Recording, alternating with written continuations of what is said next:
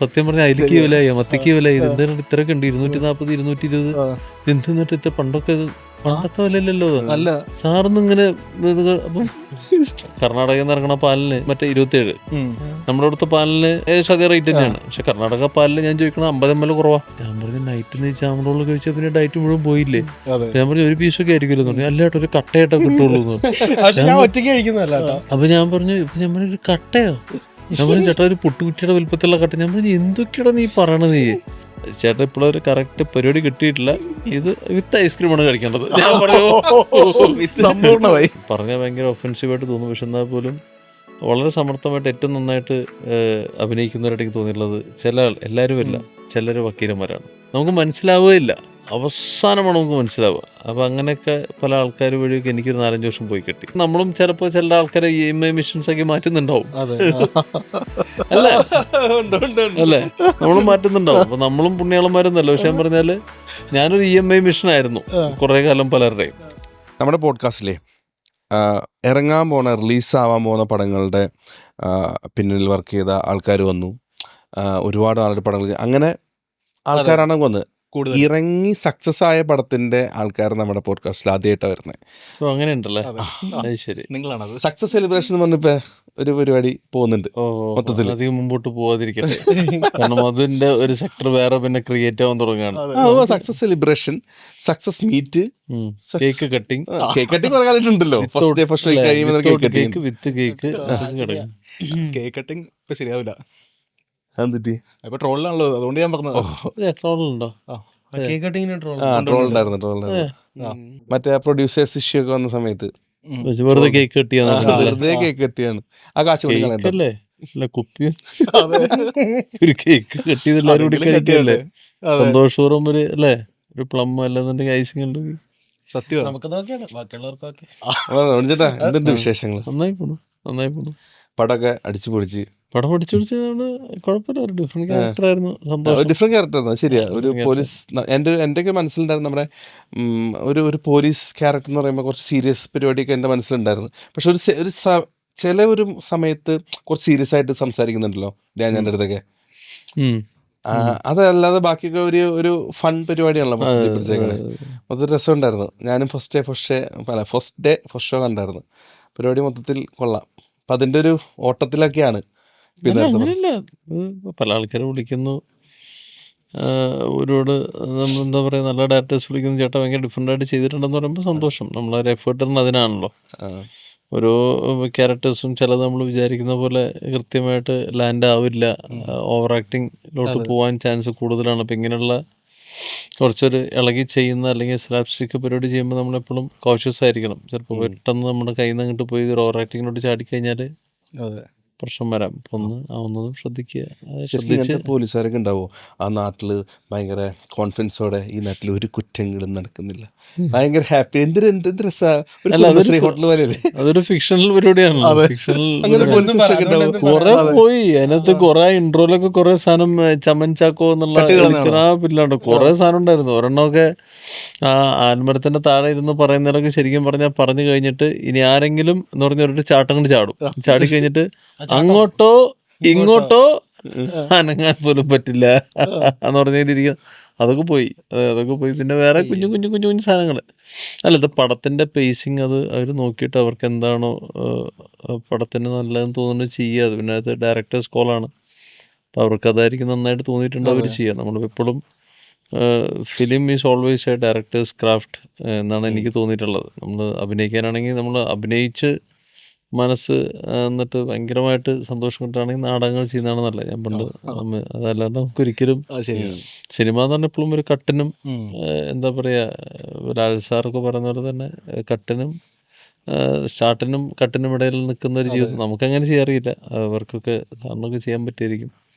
നമ്മൾ പ്രിപ്പയർഡ് ആയിട്ട് തന്നെ ചെയ്യാറ്. ഇതിനകത്ത് ഇങ്ങനെയൊക്കെ ആയിരിക്കണം ചെയ്യേണ്ടത്. ചിലതൊക്കെ നമ്മളറിയാതെ വന്നു പോകും, ചില സാധനങ്ങളൊക്കെ.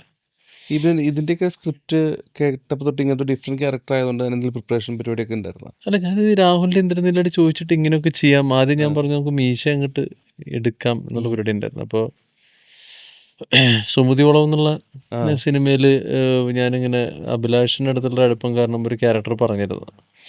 അപ്പോൾ ആ ക്യാരക്ടറിന് അവന് കട്ടിമീശ വേണം. അപ്പോൾ ഇതിനകത്ത് എനിക്കാണെങ്കിൽ മീശ കുറച്ചില്ലെന്നുണ്ടെങ്കിൽ ഒരേപോലെ ഫീൽ ചെയ്യും. അപ്പോൾ അത് കാരണം അതിൻ്റെ മീശ ഞാൻ അവൻ്റെ അടുത്ത് പറഞ്ഞാൽ നമ്മൾ ഇത് കഴിഞ്ഞ് അപ്പുറത്തേക്ക് വരുമ്പോഴേക്കും മീശ വളർന്നോളും എന്നൊക്കെ പറഞ്ഞ് ശ്രീനിയേട്ടൻ നാടോടിക്കാറ്റിൽ പറഞ്ഞ പോലെ സാർ ഒരു ദിവസം കൊണ്ട് വളർന്നാണ് സാർ താടി എന്ന് പറഞ്ഞാൽ അവനെ പറഞ്ഞ് ഏകദേശം കൺവിൻസ് ചെയ്ത് കഴിഞ്ഞപ്പോഴേക്കും ആ പടത്തിൻ്റെ പ്രൊഡക്ഷനുമായിട്ടുള്ള ചില കാര്യങ്ങളിൽ നമുക്ക് ഒരു എത്താൻ പറ്റിയില്ല. നമ്മളൊരു ചെറിയൊരു ഒരു കമ്മ്യൂണിക്കേഷൻ പരിപാടിക്കായിട്ട് നമുക്കിത് ആ പടം പിന്നെ എനിക്ക് മാറ്റേണ്ടി വന്നു.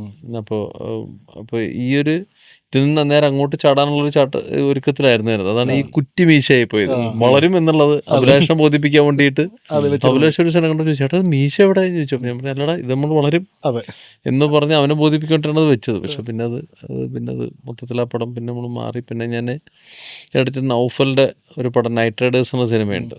അത് ആദ്യമായിട്ട് നൗഫൽ നമ്മളെ വേറൊരു രീതിയിലൊക്കെ കാണിക്കുന്ന ഒരു സിനിമയാണ്. മാസം എന്നല്ല കേട്ടോ ഉദ്ദേശിച്ചത്, വേറെ ക്യാരക്ടർ വൈസ് ഒക്കെ ഭയങ്കര ഒരു ഷിഫ്റ്റൊക്കെ തന്നിട്ടുള്ള സിനിമയാണത്. നന്നായി വരും തോന്നുന്നു എനിക്ക്. നല്ല രസമുള്ള സിനിമയാണത്. ഈ കോമഡി ചെയ്യുമ്പോഴാണോ അതോ അതിനകത്ത് പെട്ടെന്നൊരു ഇമോഷണൽ സീൻ കയറി വരുന്നുണ്ടല്ലോ, അത് ഭയങ്കര രസമായിരുന്നു. അപ്രതീക്ഷിതമാണ്, പക്ഷെ നന്നായി വന്നു. ഇതിൽ ഏതാ കുറച്ചും കൂടെ കംഫർട്ടബിൾ ചെയ്യാൻ? അതിനൊക്കെ ഉത്തരം പറയാൻ ഞാൻ ആയോ? പറഞ്ഞു അല്ല അങ്ങനെയല്ല. പക്ഷെ രസം ഉണ്ടായിരുന്നു ആ കോമഡി സീൻ, അതാ ഞാൻ ചോദിച്ചത്. എനിക്ക് താല്പര്യം ഈ ഹ്യൂമറാണ്. ഇമോഷണൽ സാധനം എന്ന് പറയുമ്പോൾ നമ്മൾ ബേസിക്കലി എനിക്ക് കുറച്ചൊന്ന് അതിനെക്കുറിച്ച് നമ്മളൊരു 8-10 മിനിറ്റ് മുമ്പ് തന്നെ എന്താണോ സംഭാഷണങ്ങൾ പൂർണ്ണമായിട്ട് നമ്മളത് പഠിച്ച് ഒരൊറ്റ പരിപാടിക്കല്ലേ ചെയ്യാൻ പറ്റുള്ളൂ. നമ്മൾ വായി തോന്നി പറയാൻ പറ്റില്ല. ഇമോഷണൽ സാധനത്തിനകത്ത് നീ പണ്ട് കൊണ പറഞ്ഞുകൊണ്ടാണ് ഞാൻ ഇപ്പം അങ്ങനെയൊന്നും പറയാൻ പറ്റില്ലല്ലോ. ചിലടാ നിന്നെ വിശ്വസിച്ചാലടാ ഞാൻ നമ്മൾ കുറച്ചൊരു ഡ്രാമ എല്ലാത്തിലും ഉണ്ടാവും. എന്ന് വെച്ചാൽ ഇപ്പോൾ എനിക്ക് ഭയങ്കര ഇഷ്ടമുള്ളൊരു സീനാണ് മറ്റേ അദ്വൈതത്തിൽ ലാലേട്ടൻ വന്ന് സോമൻ സാറിൻ്റെ അടുത്ത് പറഞ്ഞ സാധനം. മറ്റേ ഒരു പരിപാടി പുള്ളി പറയുന്നുണ്ടെന്ന് വെച്ചാൽ എടോ അവൻ അവനെൻ്റെ കൂടപ്പിറപ്പായിരുന്നടോ, തനിക്ക് എന്നോടൊന്നും ചോദിക്കാമായിരുന്നില്ലേ എന്നൊരു സാധനമുണ്ട്. പുള്ളി അത് വന്ന് അവസാനം തനിക്ക് എന്നോടൊന്നും ചോദിക്കാമായിരുന്നില്ലേ, തനിക്ക് എന്നോടൊന്ന് അങ്ങ് മാറും. പുള്ളി ഒറ്റ ടേക്കാ. അപ്പോൾ നമുക്ക് ഈ സാധനങ്ങൾ എന്താ വെച്ചാൽ നിങ്ങൾ ശ്രദ്ധിച്ചാൽ മനസ്സിലാവും. മറ്റു സംഭാഷണങ്ങൾ നമ്മൾ അങ്ങനെ വെറുതെ നമ്മൾ പറയുന്ന പോലെ അല്ല.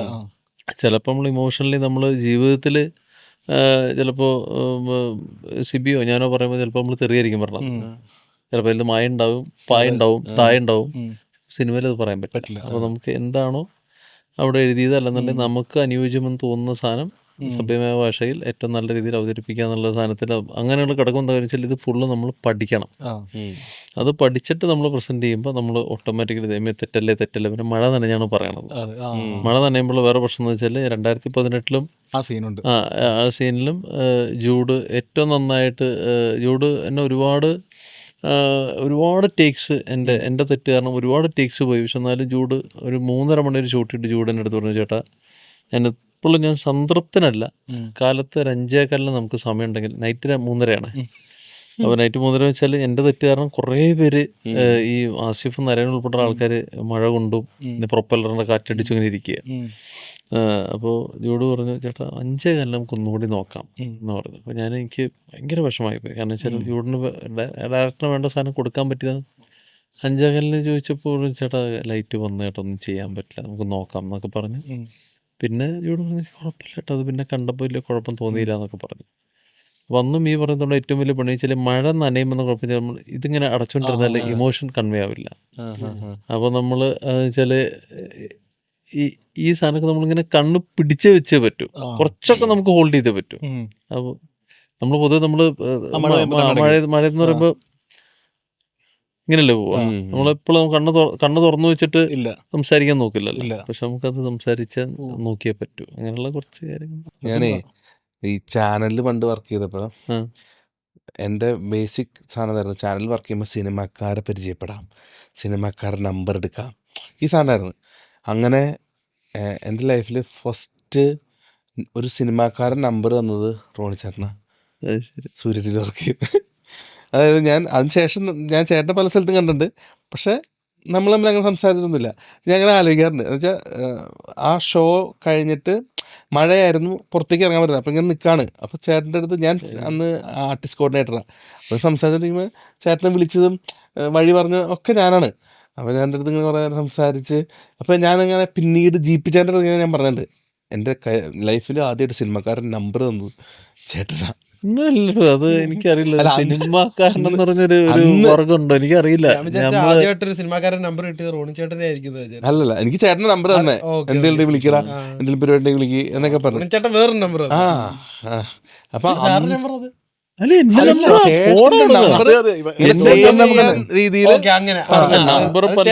സിനിമാക്കാരൻ അങ്ങനെയല്ലടാ. സിനിമാക്കാരുടെ നമ്പർ ചോദിക്കുമ്പോൾ ചിലപ്പോൾ പലരും കൊടുത്തു കാണലായിരിക്കാം. അല്ലെങ്കിൽ പലരും നമ്മൾ ഫോർ എക്സാമ്പിൾ നമ്മൾ ചോദിക്കാൻ തന്നെ നമുക്കൊരു സൗഹൃദം വേണമല്ലോ.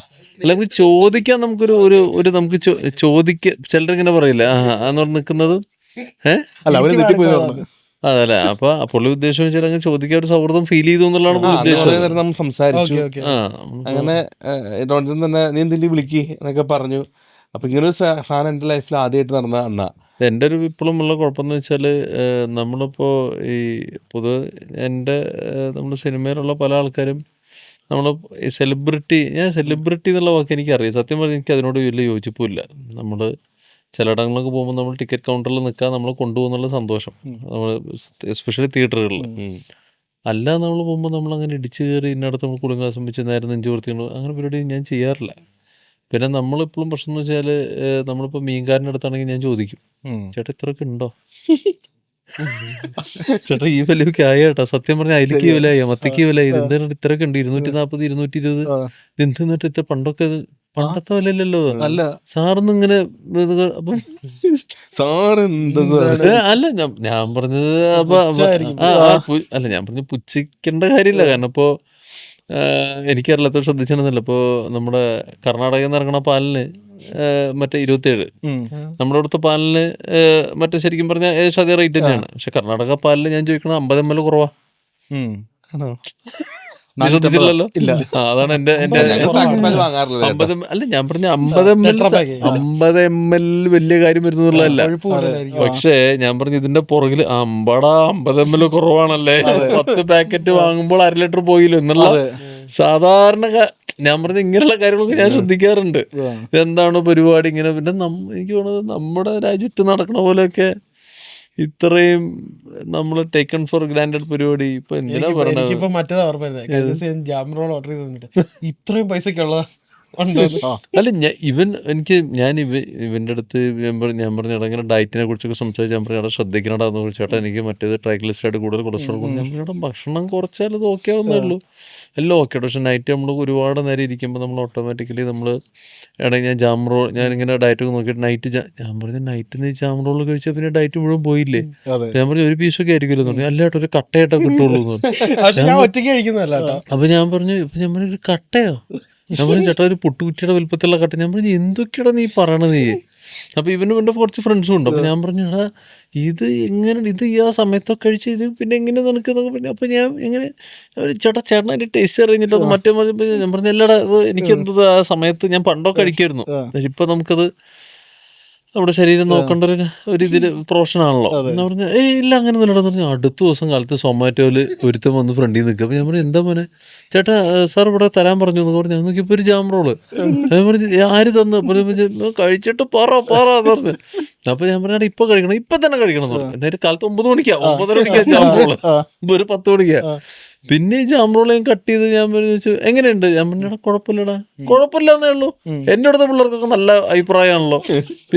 പിന്നെ ഞാൻ പറഞ്ഞാടാ അത് ഓക്കെ ചേട്ടാ ഇപ്പോഴും ഒരു കറക്റ്റ് പരിപാടി കിട്ടിയിട്ടില്ല, ഇത് വിത്ത് ഐസ്ക്രീമാണ് കഴിക്കേണ്ടത്. ഞാൻ പറഞ്ഞു സമ്പൂർണ്ണമായി വിത്ത് ഐസ്ക്രീം. ഞാൻ പറഞ്ഞു എടാ എന്തായിരുന്നാലും വിത്ത് ഐസ്ക്രീം ഞാൻ കഴിക്കാൻ ഉദ്ദേശിക്കണില്ല എന്ന് പറഞ്ഞ് ഇങ്ങനെ ഓരോരോ അല്ല നമ്മൾ നോർമലി കണ്ടെങ്കിൽ മറ്റേ ബേക്കറിയിൽ വെച്ചേക്കുന്ന ജാം റോൾ അത്. പക്ഷെ അതിനെ വെച്ച് നോക്കുമ്പോ കുറച്ചുകൂടെ അത് ഭയങ്കര കുഞ്ചൂസാണ്.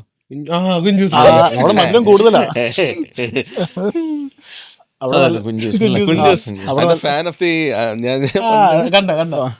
പക്ഷെ നല്ല മധുരം രാവിലെ കഴിച്ച് ഞാൻ മസാല രണ്ട് രീതി കഴിക്കാം. ഒന്നുകിൽ ചൂടോടെ കഴിക്കാം, അല്ലെങ്കിൽ പിന്നെ തണുപ്പിച്ചിട്ട് കഴിക്കാം. ചൂടാ നല്ലതെന്നാണോ? അല്ല ചൂടാണോ തണുപ്പോടെ കഴിച്ചോ നല്ല. ഒരു സെറ്റ് കൂടെ വേണം. ഇത് ഞാൻ അല്ലല്ല വേണ്ട വേണ്ട. അവർക്കൊരു ചുമ്മാ പ്രൊമോഷൻ. ഞാനിപ്പോ ഇപ്പൊ അടുത്ത് ഞാൻ ആരോടത്ത് പറഞ്ഞപ്പോ ഒരാൾ ഭയങ്കരമായിട്ട് ചിരിച്ച്. ഇപ്പൊ നമ്മുടെ പാലേക്കര ടോളല്ലേ, ഇപ്പൊ ഒരു 3-4 ദിവസം മുമ്പ് ഞാൻ തൃശ്ശൂർ പോകേണ്ട ഒരു കാര്യം ഉണ്ടായിരുന്നു. അപ്പോൾ പോയി. അപ്പൊ ഞാൻ പറയല്ലേ, നമ്മള് നടയടി കൊടുത്ത് ഒരാളെ ജയിലിൽ കയറ്റി 3 ദിവസം എല്ലായിടത്തും വരാണ്, സോറി കേട്ടോ നമുക്ക് പ്രതി മാറിപ്പോയി, നിങ്ങളല്ല ആള്, സോറി എന്ന് പറഞ്ഞിട്ട്, അല്ല സാർ ഇപ്പം ഇങ്ങോട്ടാ, അല്ല ഞങ്ങളിങ്ങനെ നിങ്ങളെന്തായാലും ഇവിടെ വരെ വന്ന സ്ഥിതിക്ക് നമ്മള് തൂക്കി കൊല്ലാൻ തീരുമാനിച്ചു. അല്ല സാർ, പക്ഷെ ഞാൻ ഇപ്പോഴല്ലേ സാർ ഇന്നസെന്റ്, നിങ്ങൾ ഇന്നസെന്റ് ആണ്, നമുക്ക് വൃത്തൊരു കയർ കൊടുത്തവർ കിടക്കുക ഒരു പാലേക്കര ടോൾ മൊത്തം ബ്ലോക്ക്. മൊത്തം ബ്ലോക്ക് കഴിഞ്ഞാൽ അവിടെ ചെന്ന് കഴിഞ്ഞാൽ വീണ്ടും നമുക്ക് വീണ്ടും ടോള്. അപ്പൊ എനിക്കത് അപ്പൊ ഞാൻ 5 വണ്ടി ഉണ്ടെങ്കിൽ വിടണമെന്നാണ്, 5 വണ്ടിക്കുള്ളിൽ ക്യൂ ഉണ്ടെങ്കിൽ വിടണമെന്നാണ്. പക്ഷെ വിടുകയല്ല. അല്ല ഞാൻ 5 വണ്ടിയുടെ കാര്യം പോട്ടെ, പക്ഷെ ഞാൻ പറഞ്ഞു ഇപ്പൊ റോഡേ ഇല്ലല്ലോ. നിങ്ങൾ 5 വണ്ടി 50 വണ്ടി ഇപ്പൊ റോഡ് എവിടെ? അത് ശരിയാ. എന്ന് വെച്ചാൽ ലെഫ്റ്റ് കൂടെ നമ്മൾ കുത്തിക്കയറ്റി പോവുക, അല്ലെങ്കിൽ റൈറ്റ് കൂടെ കുത്തിക്കയറ്റി ലെഫ്റ്റ് കൂടെ പോയി കഴിഞ്ഞാൽ ചിലപ്പോൾ എന്താണെന്നറിയോ, നമ്മൾ ബ്രിഡ്ജ് കാണും, പക്ഷെ ബ്രിഡ്ജ് ഇവിടെ എത്തൂല. ബ്രിഡ്ജ് നമ്മൾ ബ്രിഡ്ജ് കാണുന്നത് ഇവിടെ വണ്ടി ഇപ്പുറത്തോട്ട് മറിഞ്ഞു. ഞാൻ നോക്കുമ്പോ ഒരു ഇന്നോക്കാരൻ ഇതേപോലത്തെ ലെഫ്റ്റ് കൂടെ പറഞ്ഞപ്പോ കുറച്ച് കഴിഞ്ഞപ്പോ വഴി നിൽക്കുക, ടയർ എന്തോ സന്ദർഭമാണ് പോയി. ഭയങ്കര അത് മാത്രമല്ല പണിത വഴി തന്നെ പൊലിച്ചു പോവാ. അപ്പൊ പിന്നെ ഒന്നും പറഞ്ഞ കാര്യമില്ല. ഉള്ള വഴിയില്ല, പണിത വഴിയാണ് അത് പോവുകയും ചെയ്യുക. ഇടിഞ്ഞു താന്നിട്ട്. കഴിഞ്ഞ ദിവസം ഞാൻ ചാലക്കുടി പോയപ്പോ ഞാൻ ശ്രദ്ധിച്ചു, ഈ ബ്ലോക്ക് അങ്ങോട്ട് പോകുമ്പോഴും ഇങ്ങോട്ട് വരുമ്പോഴും ബ്ലോക്കാണ്. കാരണം 2 സ്ഥലത്ത് പാലം പണിയാണ്. അപ്പം ഈ ബ്ലോക്ക് താണ്ടി തൃശ്ശൂർ ഒരു നേരത്തെ എത്തി അവിടെ ടോള് കൊടുക്കണമല്ലോ, ടോൾ കൊടുക്കാണ്ട് കയറ്റി വിടില്ലല്ലോ. നമ്മളാ ടോൾ കൊടുക്കുമ്പോ ചെറിയ എമൗണ്ട് പറ്റില്ല, ഓട്ടോമാറ്റിക് ഫാസ്റ്റാഗ് കട്ട് ചെയ്ത് പോകുമല്ലോ. അല്ലാണ്ട് കട്ട് ചെയ്ത് ഒരു വിഷം വരുമല്ലോ, ഒരു ബിരിയാണിയുടെ കാശാണേ. ശരിയല്ലേ? അവർ ഈ ഫാസ്റ്റാഗ് വെച്ചിരുന്ന കാര്യം എന്ന് വെച്ചാൽ കയ്യിൽ പൈസ ഇല്ല എന്ന് പറഞ്ഞാൽ പോലും സാധനം എന്തെങ്കിലും അതിനകത്തുണ്ടെങ്കിൽ ഡയറക്റ്റ് എടുക്കാനാണ്, എടുക്കുക. നമ്മൾ പോലും അറിയാണ്ട് നെഗറ്റീവ് അടിക്കും. ഓ നെഗറ്റീവ് വരുമല്ലേ, എങ്ങനെ പോലും നമ്മുടെ കയ്യിൽ നിന്ന് പോകും. എങ്ങനെ പോലും നമ്മുടെ കയ്യിൽ നിന്ന് നെഗറ്റീവ് വന്ന് നടക്കും. പിന്നെ നമ്മൾ എപ്പോഴേലും എപ്പോഴെങ്കിലും ഇത്ര ദിവസം കൊണ്ട് നെഗറ്റീവ് അടിച്ചാൽ അതിനൊരു റീചാർജ് ചെയ്യണം, അല്ലെങ്കിൽ കട്ടാവും. കട്ടാ കഴിഞ്ഞ് വീണ്ടും 500 കൊടുക്കണ്ടേ, പുതിയെടുക്കണ്ടേ. പുറം രാജ്യങ്ങളിലൊക്കെ ഉണ്ട്, പക്ഷെ അവിടെയൊക്കെ റോഡുകൾ ഉള്ള സമയത്ത് പിടിക്കാറുള്ളൂ തോന്നുന്നു. എനിക്കറിയില്ല. ഇനി ഇതിനുവേണ്ടി പുറം രാജ്യത്ത് വേണ്ടി ലക്ഷക്കണക്കിന് മുടക്കി സിനിമ പറഞ്ഞ ഞാൻ റോഡിന്റെ കട്ടർ അന്വേഷിക്കാൻ ട്രെയിനിൽ തിരുവനന്തപുരം മുതൽ കാസർഗോഡ് പോയിന്ന് പറഞ്ഞത് 2020 അല്ലേ. റോഡുകളെ കുറിച്ച് സമഗ്രമായ പഠനം ഞാൻ നടത്തി. ഞാൻ ട്രെയിനിൽ പോയിട്ട് ഒന്നും ഒരു കുഴപ്പമില്ലല്ലോ, ഒരു കുഴപ്പമില്ല എന്ന് പറയുന്ന അവസ്ഥയാണ്. ഞാൻ വേറൊരു കാര്യം ചോദിച്ചു, കണ്ണൂർ സ്ക്വാഡ് ഇല്ലേ, കണ്ണൂർ സ്ക്വാഡ് എഴുതുന്നത് എത്ര ടൈം എടുത്തായിരുന്നു?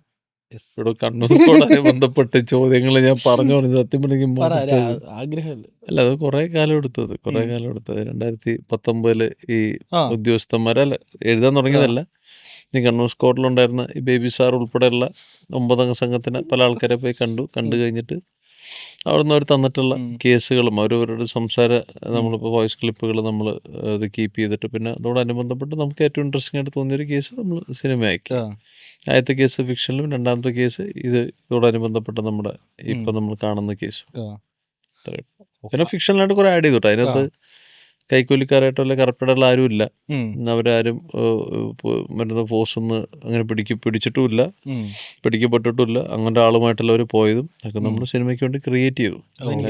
എല്ലാം നമുക്ക് നടക്കില്ല. അപ്പം അതിനകത്തുണ്ടായിരുന്ന എനിക്ക് ഭയങ്കര അടുത്ത സുഹൃത്തും നമ്മൾ ചേട്ടനെ പോലെ വരുന്ന ജയരാജ് എന്ന് പറഞ്ഞ ഒരു സാറുണ്ട്. പുള്ളി ഇപ്പോഴും സ്റ്റിൽ ഇൻ സർവീസാണ്. അപ്പോൾ പുള്ളിയുടെ വീട്ടിലെ അടുത്തുള്ളവരൊക്കെ വിചാരിച്ചു പുള്ളി ആ സമയത്ത് ഇങ്ങനെ എന്തോ ഇഷ്യൂ വന്നതാണ്, പുള്ളിയുമായിട്ടാണ് പോയത് എന്നൊക്കെ പറഞ്ഞ് അങ്ങനെ തെറ്റിദ്ധാരണ ഉണ്ടായി. പിന്നെ ഞാനത് മീഡിയയിലൊക്കെ നമ്മൾ തുറന്ന് പലയിടത്തും പറയേണ്ടി വന്നു. അത് ഇത്രയും വെച്ചാൽ 2022 ഡിസംബറിലാണ് ഷൂട്ട് തുടങ്ങിയത്. അപ്പോൾ 2019 ജൂൺ മുതൽ ഇത്രയും കാലഘട്ടം 3.5 വർഷം എടുത്തു. എൻ്റെ സ്ക്രിപ്റ്റ് ലാസ്റ്റ് മൂമെന്റ് വരെ ഇങ്ങനെ നമ്മൾ ചെറുകിട മാറ്റങ്ങൾ ചില പോർഷൻസ് നമ്മളെടുത്ത് കളയേണ്ടി വന്നു. നമുക്ക് ലെങ്ത് പ്രെഡിക്റ്റ് ചെയ്യാൻ പറ്റുന്നില്ല. സാധാരണ ഒരു പടത്തിൻ്റെ സ്ക്രിപ്റ്റ് നമ്മൾ ഇത്തരം തരികയെന്നുണ്ടെങ്കിൽ അത് നമുക്ക് ഒരുപാട് എഴുതിയിട്ട് തന്നെ നമ്മൾ ആക്ഷൻ കോറിയോഗ്രാഫിയൊക്കെ റോബി ടിക്കറ്റ് വില്ലേജിൻ്റെ ഒക്കെ റോബി കുറേ എഴുതിയതുകൊണ്ട് അതൊക്കെ നമ്മൾ ഓൾറെഡി സ്ക്രിപ്റ്റഡ് ആയിട്ട് തന്നെ ഉണ്ടായിരുന്നു. ഇങ്ങനെ കമ്പി വരുന്നതും പുള്ളി പിടിക്കുന്നതും അങ്ങനെ കുറേ അതൊക്കെ എഴുതിയിട്ടുണ്ടായിരുന്നു. അപ്പോൾ അങ്ങനെ ഒരു പാക്ഡ് സ്ക്രിപ്റ്റ് ആയിട്ട് തുടങ്ങാനേ പുള്ളിക്ക് താല്പര്യമുള്ളൂ എന്നുള്ളതുകൊണ്ട് നമ്മൾ അങ്ങനെയാണ് ചെയ്തത്. എത്ര ടൈം കൊണ്ട് കംപ്ലീറ്റ് ആയ അപ്പം ഈ ഷൂട്ട് കംപ്ലീറ്റ് ആയ? ഷൂട്ട് 94 ദിവസം. നെക്സ്റ്റ് റൈറ്റിംഗ് പ്ലാൻ ഉണ്ടോ? ഇല്ല, ഒന്നുമില്ല. ഡിസ്കഷൻസ് ഇപ്പോൾ എല്ലാവരും നടക്കുന്നുണ്ട്. ഇപ്പോൾ കുറച്ച് അഭിനയിക്കാനുള്ള കുറേ കമ്മിറ്റ്മെന്റ്സിലുണ്ട്. ഇപ്പോൾ വേറെ അതിനെ കുറിച്ച് ചിന്തിക്കും. അതല്ലേ കുറച്ചും കൂടെ സുഖം. ഉറപ്പായിട്ടും അഭിനയിക്കുന്നതല്ലേ കൂടുതലും ഇഷ്ടം. അഭിനയിക്കാനാണ് ഇഷ്ടം. നമ്മൾ അഭിനയിക്കാനുള്ള കൊതി മൂത്തിട്ടാണ് കണ്ണൂസ് കോഡ് എഴുതിയതും.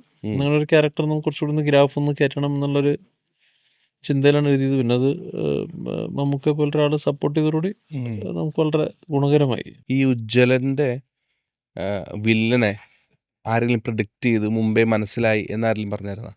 ഇല്ല, ആരും പറഞ്ഞിട്ടില്ല. പക്ഷെ ഞങ്ങളുടെ ക്യാമറമാൻ പറഞ്ഞു. അതല്ലേ, പുള്ളി ക്യാമറമാൻ ഉണ്ടായിരിക്കും. ഷോട്ട് അടക്കം പറഞ്ഞു. ഞാനേ ഇന്ന് രാവിലെ ജിതിനോട് ചോദിച്ചു, നിങ്ങളിപ്പോ ഒരു കോമ്പൗണ്ടിലാണ് താമസിക്കുന്നത്. അല്ല, എന്നാലും ഒരു സ്ഥലത്ത് നിങ്ങൾക്ക് കുറച്ച് നാളായിട്ട് അറിയാലോ. ചായ മീറ്റിംഗ്, അപ്പം ചായ കൂടി ബന്ധമാണ്. ഈ ജാമറോളിന്റെ കേസ് പറഞ്ഞപ്പോ രാത്രി കഴിക്കുന്ന കേസ് പറഞ്ഞല്ലോ. നിങ്ങൾ ഒരു പരിപാടി ഇങ്ങനെ പ്ലാൻ ചെയ്യുമ്പോ അതെങ്ങനെയാ ഒരു സാധനം തലയിൽ വരണേ? ഐ മീൻ അതായത് ഇവർ ഉദ്ദേശിച്ച് ഇപ്പം ഒരു ക്രിയേറ്റിവിറ്റി അല്ല, ആ പടത്തിന് ഇന്ന ബാക്ക്ഗ്രൗണ്ട് സ്കോർ ആണ് വരണേന്ന് പറഞ്ഞിട്ട് നമ്മൾ സ്കോർ ചെയ്യുമല്ലോ. ഇപ്പം ആൾക്കാർ പറയുമ്പോൾ ബാക്ക്ഗ്രൗണ്ട് സ്കോർ ഇന്ന ആളാണ് ചെയ്തത്, ഒന്നിലെ പറയും അടിപൊളിയായിട്ടുണ്ട്, അല്ലെ പറയും മോശമാണ്. പക്ഷെ ഇത് എങ്ങനെയാ വരണേന്ന് അറിയില്ല. അതെന്തോ പ്രോസസ്. മുകുന്ദനുണ്ണിയാണ് അത് വേറൊരു സാധനം. അതിൽ നിന്ന് ഇതിലേക്ക് വരുമ്പോഴത്തേക്കും ഇത് വേറൊരു സംഭവം. ഇത് എങ്ങനെയായിരിക്കും അത് വരുന്നത്? മോസ്റ്റ്ലി ഇപ്പോൾ എല്ലായിടത്തും സംഭവിക്കുന്നത് റെഫറൻസുകൾ ഉണ്ടാവും.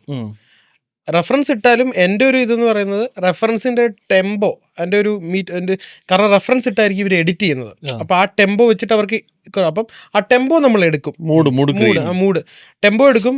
സംടൈംസ് നമ്മൾ അതിൻ്റെ ഒരു ബേസിക് ഒരു അറേഞ്ച്മെന്റ് പരിപാടികളും എടുക്കും, എന്തൊക്കെ എലമെന്റ്സ് വന്ന് കയറി പോവാം എന്നുള്ള. മ്യൂസിക്കാലിറ്റി നമ്മൾ എപ്പോഴും ഒന്ന് ട്വീക്ക് ചെയ്ത് മാറ്റുന്നതാണ് നല്ലത്. ചിലപ്പം ചില കേസിൽ നമുക്ക് മ്യൂസിക്കാലിറ്റി മാറ്റാൻ പറ്റാത്ത അവസ്ഥയുണ്ട്. ചിലർ അതിൽ തന്നെ ഭയങ്കര സ്റ്റിക്ക് ഓൺ ചെയ്ത് നിൽക്കും. അത് അങ്ങനെ ഒരു കുറച്ച് കാര്യങ്ങളുണ്ടായിട്ടുണ്ട്. അതായത് മ്യൂസിക്കാലിറ്റിയിലും ഇത് തന്നെ വേണമെന്ന് പറഞ്ഞ് ഡിക്റ്റോ അത് തന്നെ വേണം എന്ന് പറയാം. അത് നമുക്കൊന്നും ചെയ്യാൻ പറ്റില്ല. കാരണം അങ്ങനെയാവുന്ന സമയത്ത് നമ്മൾ അടിച്ചു മാറ്റേണ്ടി വരും അല്ലേ? അങ്ങനെയൊക്കെ പറയാല്ലേ. അങ്ങനെ പറയാവുന്നതാണ് അല്ലേ? അപ്പം അതാണ് ഞാൻ മോസ്റ്റ്ലി അതൊരു ഇന്റർവ്യൂ ധ്യാൻ ചേട്ടൻ പറഞ്ഞു ഇൻസ്പയർ ആയിട്ടുണ്ടാവും. പക്ഷെ എൻ്റെ മുകുന്ദനുണ്ണി ഒന്നും റെഫറൻസ് പോലും ഉണ്ടായില്ല. എന്താണോ എനിക്ക് ആദ്യം അഭിചേട്ടൻ രണ്ട് സാധനം ചെറിയ കട്ട്സ് എനിക്ക് അയച്ചു തന്നു. കണ്ടിട്ട് നിനക്കൊരു പറ്റുന്ന എന്തെങ്കിലും ഒരു പരിപാടി തീം പോലെ പിടിക്കാന്ന് പറഞ്ഞു. അങ്ങനെ രണ്ട് തീം ചെയ്തു. ആ രണ്ട് തീമും അഭിചേട്ടൻ പറഞ്ഞു ഇത് ഇവിടെയൊക്കെ പ്ലേസ് ചെയ്ത് സെറ്റ് ആവും എന്ന് പറഞ്ഞു. അങ്ങനെ ആ പടം എനിക്കൊന്ന് കംപ്ലീറ്റ്ലി ഒരു റെഫറൻസും ഇല്ലാണ്ട് വർക്ക് ഞാൻ ചെയ്ത് അല്ലെങ്കിൽ ഞാൻ വേറൊരിടത്ത് ചെയ്യുന്ന സാധനം പറയും, എടാ ഇതിവിടെ വർക്കല്ല, ഇത് അവിടെ വർക്കാം, അപ്പോൾ അവിടെ കൊണ്ടിടും, അപ്പോൾ അതവിടെ വർക്കാവും, പിന്നെ ഇവിടത്തേക്ക് വേറെ സാധനം ചെയ്യും. അങ്ങനെ ഇത് ഉജ്ജ്വലിനാണെങ്കിലും റെഫറൻസുകൾ ഇല്ലായിരുന്നു. പക്ഷേ ചമൻ എഡിറ്റ് ചെയ്ത സമയത്ത് കുറച്ച് റെഫറൻസ് വെച്ചു. അതിൻ്റെ ടെമ്പോ നമ്മൾ കുറേ അടുത്ത് പിടിച്ചിട്ടുണ്ട്. ചിലയിടത്തൊക്കെ മൂഡ് ആ റെഫറൻസ് ഓക്കെ ആയിരുന്നു. അപ്പം നമ്മൾ എനിക്ക് തോന്നുന്നു 2-3 ചെറിയ ബിറ്റ്സ് നമ്മൾ ആ റെഫറൻസ് വെച്ചതിൻ്റെ മൂഡ് നമ്മൾ എടുത്തിട്ടുണ്ട്. അത് ഭയങ്കര വർക്കായിരുന്നു. അത് ഈ പറയുന്ന പോലെ എനിക്കും കൂടെ ആ റെഫറൻസ് വർക്കാണെങ്കിൽ ഞാൻ എടുക്കാം. അല്ലെങ്കിൽ ഞാൻ തന്നെ പറയും ഈ റെഫറൻസേ വർക്കല്ല, നമുക്ക് ആ ടെമ്പോ പിടിച്ചിട്ട് പോകാം. കാരണം ആ ടെമ്പോയ്ക്ക് ആയിരിക്കും എഡിറ്റ് ചെയ്തേക്കുന്നത്. പിന്നെ നമുക്ക് ഈ സമയം വളരെ കുറവാണ്. അപ്പം നമ്മൾ റെഫറൻസ് അതിൻ്റെ ഒരു ടെമ്പോ ഒക്കെ പിടിച്ചതിന് കംപ്ലീറ്റ്ലി എക്സ്പെരിമെൻ്റൽ പരിപാടി നമുക്ക് അങ്ങനെ പിടിക്കാൻ പറ്റത്തില്ല. എന്നാൽ പോലും നമ്മൾ ഈ റെക്ട്രോയിഷ് അവർക്ക് അവർ ഓൾറെഡി അവരുടെ ഇൻ്റർവ്യൂ പറഞ്ഞിട്ടുണ്ട്. അവരുടെ സ്ക്രിപ്റ്റിംഗ് സ്റ്റേജിൽ തന്നെ ഡയറക്ടേഴ്സ് എന്ത് സൗണ്ട് സ്കേപ്പ് വേണമെന്നുള്ളത് അവർക്ക് ഭയങ്കര ഡെഫിനറ്റ് ആയിട്ടൊരു ഇതുണ്ടായിരുന്നു. റെക്ട്രോ ഒരു 90s 80s ടൈമിൽ നടക്കുന്ന കഥയായതുകൊണ്ട് ഒരു റെക്ട്രോ സിന്ത് പരിപാടികൾ വേണമെന്നാണ്. അപ്പം ആ ഒരു ജോണറിലേക്ക് കയറി അത് എനിക്ക് ഭയങ്കര ഇഷ്ടമുള്ള ജോണറാണ്. അപ്പോൾ അതിൽ പോയപ്പോൾ തന്നെ നമുക്ക് കുറേ പരിപാടികൾ അന്ന് ക്രാക്കായി പോയി. പിന്നെ സെക്കൻഡ് ഹാഫിലോട്ടാണ് ഈ പറയുന്ന പോലെ മൂഡൊന്ന് ഷിഫ്റ്റായി പോയത്. അപ്പോൾ മോസ്റ്റ്ലി വിഷ്വൽ കാണുമ്പോൾ ഞാൻ ചോദ്യത്തിലോട്ട് ഇപ്പോഴാണ് വരുന്നത്. വിഷ്വൽ കാണുമ്പോൾ നമുക്കൊരു എന്തായാലും നമുക്ക് കുറേ നാളായിട്ട് നമ്മൾ വർക്ക് ചെയ്യുന്നല്ലേ, വിഷ്വൽ കാണുമ്പോൾ നമുക്കൊരു സാധനം കിട്ടും. പിന്നെ അവരിട്ടേക്കുന്ന റെഫറൻസ് ചെയ്യുന്ന ആ ടെമ്പോയും നമ്മൾ കീപ്പ് ചെയ്തിട്ട് നമ്മുടെ മ്യൂസിക്കാലിറ്റി പരിപാടി മാക്സിമം നമ്മുടെ മ്യൂസിക്കൽ പരിപാടി പിടിക്കുന്നതാണ് നല്ലത്. അല്ലെങ്കിൽ പിന്നെ എന്തിനാണ് നമ്മൾ ഇപ്പോൾ ഒരു റെഫറൻസ് ഇങ്ങനെ കിട്ടിയെന്ന് വിചാരിച്ചു. ഇപ്പോൾ നമ്മൾ എഡിറ്റ് ചെയ്യുന്നത് നമുക്ക് റെഫറൻസ് കിട്ടി കഴിയുമ്പോൾ അത് നമ്മുടെ മൈൻഡിൽ നിൽക്കുകയാണല്ലോ. അപ്പോൾ അതെങ്ങനെ നിൽക്കുമ്പോൾ പുതിയത് ക്രിയേറ്റ് ചെയ്യാൻ പോകാൻ നേരത്ത് ഇതിൻ്റെ ഒരു ഇൻഫ്ലുവൻസ് വരാനും എങ്ങനെ അതിൻ്റെ ഒരു ചാൻസ് ഇല്ലേ? കുറേ പേർക്ക് അത് ഉണ്ടെന്ന് പറയുന്നുണ്ട്. പക്ഷേ എനിക്ക് അങ്ങനെ പ്രശ്നം ഇതുവരായിട്ട് വന്നിട്ടില്ല. ഞാൻ റെഫറൻസിന് നേരെ ഓപ്പോസിറ്റ് വർക്ക് ചെയ്തിട്ടുണ്ട്. അതായത് അവർ റെഫറൻസ് ഇട്ടെങ്കിൽ പോലും റെഫറൻസ് നല്ല ഹൈ സ്പീഡ് പരിപാടിയാണെങ്കിൽ നേരെ ഉൾട്ടയടിച്ച് ഭയങ്കര സ്ലോ ഒരു ബിറ്റ് സോങ് ആയിട്ടൊക്കെ വർക്ക്ഔട്ട് ചെയ്ത് അങ്ങനെയൊക്കെ പോയിട്ടുണ്ട്. ഇപ്പം റെഫറൻസ് ഇല്ലാത്തൊരു വേർഷൻ ഞാൻ പറയാം. ഇപ്പം മുകുന്ദനുണ്ണിയുടെ ഇന്റർവെൽ സീൻ അവിടെ റെഫറൻസ് പോലും ഇല്ല, ബട്ട് അവിടെ അങ്ങനെ ഒരു സോങ് അതൊരു ഭയങ്കര ഭയങ്കര സെറ്റിൽ ഒരു സോങ്, ഭയങ്കര ഒരു ക്ലീൻ, അധികം ലേയേഴ്സ് പോലും ഇല്ല. വോക്കൽസ് അതൊരു ഇംഗ്ലീഷ് ട്രാക്ക്. നമ്മൾ നോർമലി ചിന്തിക്കുമ്പോൾ അത് സുരാജേട്ടനെ കാണിക്കുന്നതാണ്. അപ്പം അല്ലെ സുരാജേട്ടനും വിനീതേട്ടനും മറ്റേ ഇങ്ങനെ കറങ്ങി വന്നിട്ട് കവിത പോലെ എന്നൊക്കെ പറഞ്ഞില്ല. അപ്പം ആക്ച്വലി നമ്മളവിടെ വേണമെങ്കിൽ നമുക്ക് മെയിൽ വോക്കൽസ് ട്രൈ ഔട്ട് ചെയ്യാം. ഹീറോ ആണ് അല്ലെങ്കിൽ അങ്ങനെ ഒരു ഇതാണല്ലോ. അപ്പം അതുപോലെ നമ്മൾ നേരെ ഓപ്പോസിറ്റ് ചിന്തിച്ചു, ഫീമെയിൽ വോക്കൽ ആക്കാമെന്ന് പറഞ്ഞു. അത് ഭയങ്കരമായിട്ട് ആൾക്കാർക്ക് വർക്കായി. ചുമ്മാ എക്സ്പെരിമെന്റ് പരിപാടി പിടിച്ചതാണ്. മെയിൽ വേണ്ട, നമ്മൾ നോർമലി ചിന്തിക്കുന്ന ഒരു മെയിൽ വോക്കൽസ് ആണ്, കാരണം ഒരു മെയിൽ ക്യാരക്ടർ അവിടെ നിൽക്കുന്നുണ്ട്. അതും നമ്മൾ ബ്രേക്ക് ചെയ്ത് നമ്മൾ ഫീമെയിൽ ആക്കി. അപ്പം നേരെ ആൾക്കാർക്ക് അത്ര ഡിഫറെൻ്റ് ആയിട്ട് തോന്നി. അപ്പം എപ്പോഴും നമ്മളും കുറച്ചൊക്കെ ഒന്ന് ഡിഫറെൻ്റ് ആയിട്ട് പിടിക്കുന്നതാണ് നല്ലത്, റെഫറൻസ് സ്റ്റിക്ക് ഓൺ ചെയ്യാണ്ട്. പിന്നെ ഒട്ടും സമയമില്ലാണ്ട് വരുമ്പോൾ നമുക്ക് ഈ പറയുന്ന പോലെ ഡയറക്ടേഴ്സോ അല്ലെങ്കിൽ അവരൊക്കെ റെഫറൻസിൽ സ്റ്റിക്ക് ഓൺ ചെയ്ത് നിൽക്കുവാണെങ്കിൽ നമുക്ക് വേറെ നിവൃത്തിയില്ല, അത് തന്നെ ചെയ്തു കൊടുക്കേ ഉള്ളൂ. കാരണം എൻഡ് ഓഫ് ദ ഡേ പടം ഇറങ്ങും ഡയറക്ടറിന്റെ ആണല്ലോ. അതെ തന്നെ. അതുപോലെ ഇതിനകത്ത് കുറച്ച് പുതിയ ആൾക്കാരുണ്ട്, പ്രത്യേകിച്ച് റീലിൽ അമീൻ ആൻഡ് ഗ്യാങ് ഉണ്ടല്ലോ. ആ ഒരു ഇതെങ്ങനെയുണ്ടായിരുന്നു? അവരും ആ പുതിയ ആൾക്കാർ വന്നതാണ്. അപ്പോൾ അവരുടെ പഴയ നിങ്ങൾ വർക്ക് ചെയ്യുന്ന പോലത്തെ പാറ്റേൺ ആണോ, അത് അവരുടെ രീതികൾ എങ്ങനെയായിരിക്കും? അവരുടെ രീതിയിൽ ഒന്നാമത്തെ കാര്യം ഒരു കോണ്ടന്റ് ക്രിയേറ്റേഴ്സ് ആയതുകൊണ്ടും നമ്മളൊക്കെ വരുന്ന സമയത്ത് നമ്മളിപ്പോൾ ഞാനിപ്പോൾ ഒരു ഡോക്ടർ ജോലി ചെയ്തുകൊണ്ടാണ് ഞാനന്ന് അഭിനയിക്കാൻ കയറുന്നത്. അപ്പോൾ എനിക്ക് കൃത്യമായിട്ട് എത്ര ശമ്പളം ചോദിക്കാൻ പോലും നമുക്കൊന്ന് എന്താ പറയുക, ഒരു ധൈര്യക്കുറവ്, അല്ലെങ്കിൽ നമുക്ക് ശമ്പളം അവിടുന്ന് ആരും ചോദിച്ചിട്ടില്ല, നമ്മൾ അങ്ങോട്ട് പറയുകയും ചെയ്തില്ല. അവസാനം എന്തെങ്കിലും നോക്കി തരിക എന്നുള്ളൊരു പരിപാടി ആണ് ചെയ്തുകൊണ്ടിരുന്നത്. ഇവരൊക്കെ വരുമ്പോൾ തന്നെ ബേസിക്കലി അവർ കോണ്ടന്റ് ക്രിയേറ്റേഴ്സ് ആയതുകൊണ്ട് അവർക്ക് ഒരു നല്ല കുഴപ്പമില്ലാന്നല്ല, നല്ല തോതിലുള്ള വരുമാനമുള്ളവരാണ് അവർ. അപ്പോൾ ഇവരിവിടെ വന്നു കഴിയുമ്പോൾ ആവശ്യത്തിൽ കൂടുതൽ ഭവ്യത അല്ലെ ബഹുമാനം ഒന്നും അവർ തരാനും ആഗ്രഹിക്കുന്നില്ല. എന്താണോ പ്രസൻറ്റ് എന്നുള്ള രീതിയിലല്ല, എന്നുണ്ടെങ്കിൽ എന്താണോ നമ്മൾ സാധാരണ ഒരാളെ നമ്മൾ വഴി കാണുമ്പോൾ എങ്ങനെയാണോ അതേ രീതിയിലുള്ള പരിപാടി തന്നെയാണ്. അല്ലാണ്ട് സിനിമയിൽ കുറേ ചിട്ടവട്ടങ്ങളുണ്ട് എന്ന് പറഞ്ഞ് അല്ലെങ്കിൽ ഇങ്ങനെ സോ ആൻഡ് സോ റൂൾസ് ഉണ്ട് അല്ലെന്നുണ്ടെങ്കിൽ we are bound to follow that എന്നുള്ള സാധനമാർക്കുള്ളതായിട്ടെങ്കിൽ ഫീൽ ചെയ്തില്ല. വളരെ കോൺഫിഡൻ്റ് ആണ് എല്ലാവരും, വളരെ കോൺഫിഡൻ്റ് ആണ്. പിന്നെ അവർക്ക് ഭയങ്കര ഒരു ഒത്തൊരുമയാണ്. ഇപ്പം അമീൻ, നിഹാൽ, അപ്പോൾ തന്നെ നിബ്രാസ്, ഷഹബാസ്, ഒരു 4 പേരും അവരിപ്പോൾ നിബ്രാസും ഷഹബാസും മാത്രമാണ് ഷോട്ട് എന്നുണ്ടെങ്കിൽ ഇവർ രണ്ടുപേരും അവിടെ ഇങ്ങനെ സമീപത്തുണ്ടാവും, അവിടെ വെയിറ്റ് ചെയ്യും. ഇപ്പോൾ അമീൻ നിഹാലാകുമ്പോൾ വൈകുന്നേരം ഇവർക്കാണ് ഷോട്ട് എന്നുണ്ടെങ്കിൽ മറ്റൊരു വെയിറ്റ് ചെയ്യും. എന്നിട്ട് ഇവരെല്ലാവരും ഒരുമിച്ചൊക്കെ പോകത്തുള്ളൂ. വളരെ ബുദ്ധിമുട്ടുള്ള സമയത്ത് മാത്രമാണ് അവർ സ്പ്ലിറ്റപ്പ് ചെയ്തിട്ട് റൂമിൽ പോകുന്നത്. അപ്പോൾ ഭയങ്കര കംഫർട്ട് അവർ ഞാൻ പറഞ്ഞില്ലേ, അവരിപ്പോൾ പ്രസൻറ്റ് ജനറേഷൻ ആയതുകൊണ്ട് അവർക്ക് ഭയങ്കര ഈ പറഞ്ഞ പോലെ തന്നെ ഒരു വേറെ ട്രാക്കാണ്. നമുക്ക് എന്താണോ സിനിമയിൽ കിട്ടിയതല്ല. എന്നാലും ഞാൻ ഇന്നലെ അമീൻ നിഹാലിൻ്റെ അടുത്ത് ഞാൻ പറഞ്ഞൊരു കാര്യം എന്ന് വെച്ച് കഴിഞ്ഞാൽ, കോളേജ് പഠിക്കുന്ന സമയത്ത് നമുക്ക് റാഗിങ് കിട്ടി. നമ്മൾ അതേ തോതിൽ തന്നെ നമുക്ക് വളരെ ഫിസിക്കലി വളരെ ഹാംഫുള്ളായിട്ട് റാഗിങ് കിട്ടിയെന്നുണ്ടെങ്കിൽ ആ തോതിലുള്ള റാഗിങ് ജൂനിയേഴ്സിൻ്റെ അടുത്ത് ചെയ്യാതെ നമ്മൾ കളിക്ക്, ഫോർ എക്സാമ്പിൾ ഒരു പാട്ട് പാടാൻ പറയുക, ഒരു മോണാക്ട് ചെയ്യാൻ പറയുക, അല്ലെങ്കിൽ മിമിക്രി ചെയ്യാൻ പറയുക, അല്ലെങ്കിൽ ഇപ്പം നമ്മൾ പറയുകയാണ് ഒരാളുടെ അടുത്ത് മറ്റൊരാളുടെ പ്രപ്പോസ് ചെയ്യാൻ പറയുക, കളിക്കൊക്കെ നിനക്ക് ഏത് പെൺകുട്ടിയാണ് നിൻ്റെ ക്ലാസ്സിൽ ഇഷ്ടം, ഇതൊക്കെയാണ് പൊതുവെ ചോദിക്കുന്നത്. അപ്പം ഇങ്ങനെയൊക്കെ ഓക്കെയാണ്. അതല്ലാണ്ട് നമുക്ക് എന്താണോ ഹാംഫുള്ളായിട്ട് കിട്ടിയത് അതേ സാധനം തന്നെ മറ്റൊരാൾ കൊടുക്കുമ്പോഴാണ് ശരിക്കും പറഞ്ഞാൽ നമ്മുടെ ഒരു സാറ്റിസ്റ്റിക് പ്ലഷറായിട്ട് മാറുന്നത്. എനിക്ക് എന്ത് കിട്ടി നീ അതും അനുഭവിക്കണം എന്നുള്ള ചിന്താഗതി ഇല്ലാതിരിക്കുന്ന നല്ലതെന്ന് എനിക്ക് തോന്നും. പിന്നെ നമ്മളിതൊന്നും പഠിച്ചില്ലല്ലോ. അങ്ങനെയാണെന്നുണ്ടെങ്കിൽ പിന്നെ നമുക്കൊരു പാഠം നമുക്ക് കിട്ടി, നമുക്ക് ഓക്കെ ഫൈൻ, നമ്മളത് വിട്ടു എന്നുള്ള മറ്റൊരാളുടെ നല്ല രീതിയിൽ പെരുമാറുക എന്നുള്ളതാണ് എനിക്ക് നന്നായിട്ട് തോന്നിയിട്ടുള്ളത്. അപ്പോൾ നമ്മൾക്ക് കിട്ടിയത് ഇപ്പോൾ നമ്മുടെ മുമ്പുള്ള ജനറേഷനിലെ ആക്ടേഴ്സ് ഒരുപാട് കഷ്ടപ്പെട്ട്, ഫോർ എക്സാമ്പിൾ ഇപ്പോൾ നമ്മളൊക്കെ ഒന്ന് വളരെ കംഫർട്ടബിളാണ്. കാരണം നമുക്ക് വീട്ടിൽ നിന്ന് നമ്മൾ എറണാകുളത്താണെന്നുണ്ടെങ്കിൽ നമുക്ക്, അല്ലെന്നുണ്ടെങ്കിൽ ഞാൻ തൃശ്ശൂരാണെന്നുണ്ടെങ്കിൽ ചിലയുടെ സമയത്ത് തൃശ്ശൂരിൽ നിന്ന് വരും, അല്ലെന്നുണ്ടെങ്കിൽ എറണാകുളത്ത് തന്നെ നമുക്ക് ഡബ്ബിങ് സ്റ്റുഡിയോസൊക്കെ അടുത്താണ്, ഒരു 5-10 കിലോമീറ്റർ റേഡിയസിനകത്താണ്. പണ്ട് ഇതേ ഒരു ഡബ്ബിങ് ചവിനിട്ട് വിടുന്ന ഓരോരുത്തരും ട്രെയിൻ കയറി മദ്രാസിൽ പോയി ഡബ് ചെയ്തിട്ട് വേണം തിരിച്ചു വരാൻ. അപ്പോഴേക്കും അടുത്ത പടത്തിന് ഡേറ്റ് ആവും, അവിടെ ചെയ്യണം. അപ്പോൾ തന്നെ കോമ്പിനേഷൻ ഡബ്ബിങ്സ് ഉണ്ടായിരുന്നു എന്ന് പറഞ്ഞിട്ടുണ്ടായിരുന്നു, നമ്മളൊന്ന് കാണാനുള്ള ഇത് കിട്ടും. അപ്പോൾ അതൊക്കെ വെച്ച് നോക്കുമ്പോൾ ഓരോ ജനറേഷൻ മാറ്റങ്ങളൊന്നും ഇട്ടിരിക്കില്ല. അപ്പോൾ അവരവരുടെ പ്രൊഡക്ഷൻ വണ്ടി ഇല്ലാതെ പ്രൊഡക്ഷൻ വണ്ടി നേരത്തെ കൊണ്ടുവന്ന് ഇരുത്തുമെന്നുള്ള ചിന്തകളുണ്ട്. അവരവരുടേതായ സമയത്ത് അവർ വരുള്ളൂ. വളരെ ജഡ്ജായിട്ട് വളരെ അതുള്ളത് തന്നെയാണ്. വളരെ ജഡ്ജറായിട്ട് 7:30 മണി എന്ന് പറഞ്ഞാൽ അമ്മ 8:30 അമ്മ വരും.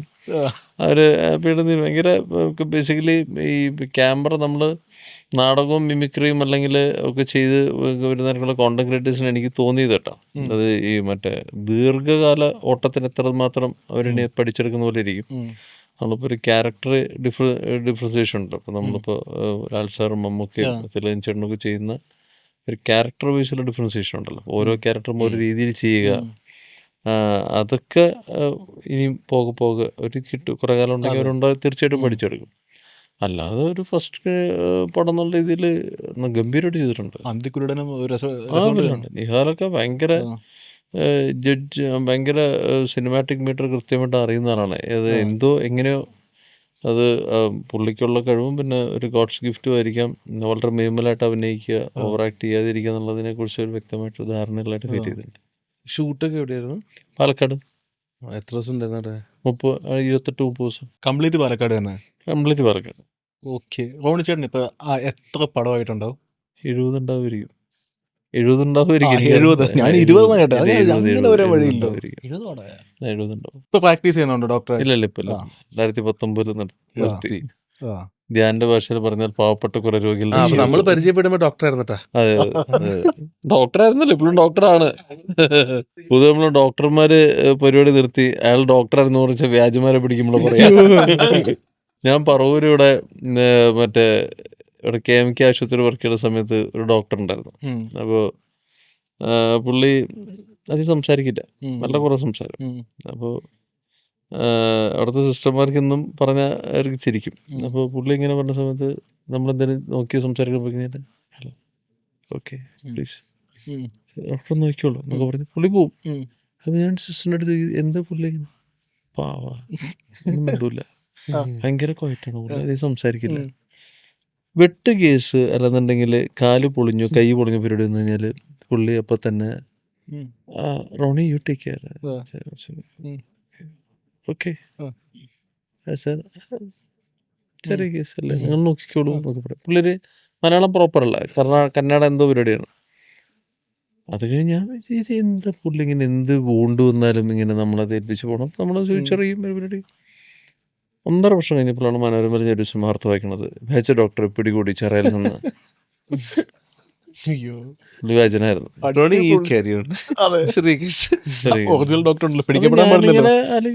പുള്ളി ഇങ്ങനെ ഇപ്പൊ എനിക്കറിയില്ല എവിടെ ഇപ്പൊ എവിടുന്ന് ഇപ്പൊ എവിടെ പുള്ളി ഗോതമ്പ് കഴിക്കണമെന്ന് എനിക്ക് അറിഞ്ഞൂടാ. എന്തായാലും അകത്തായിരിക്കും. പാരസെറ്റമോൾ എഴുതി കൊടുത്ത് പുള്ളിയുടെ സുഖമായിട്ടിരിക്കും. എടുക്കാൻ പറയും. നമ്മളതുപോലെ തന്നെ ഈ മെഡിക്കൽ ഷോപ്പിലൊക്കെ സ്ഥിരം കാണുന്ന ഒരു പരിപാടിയാണ്.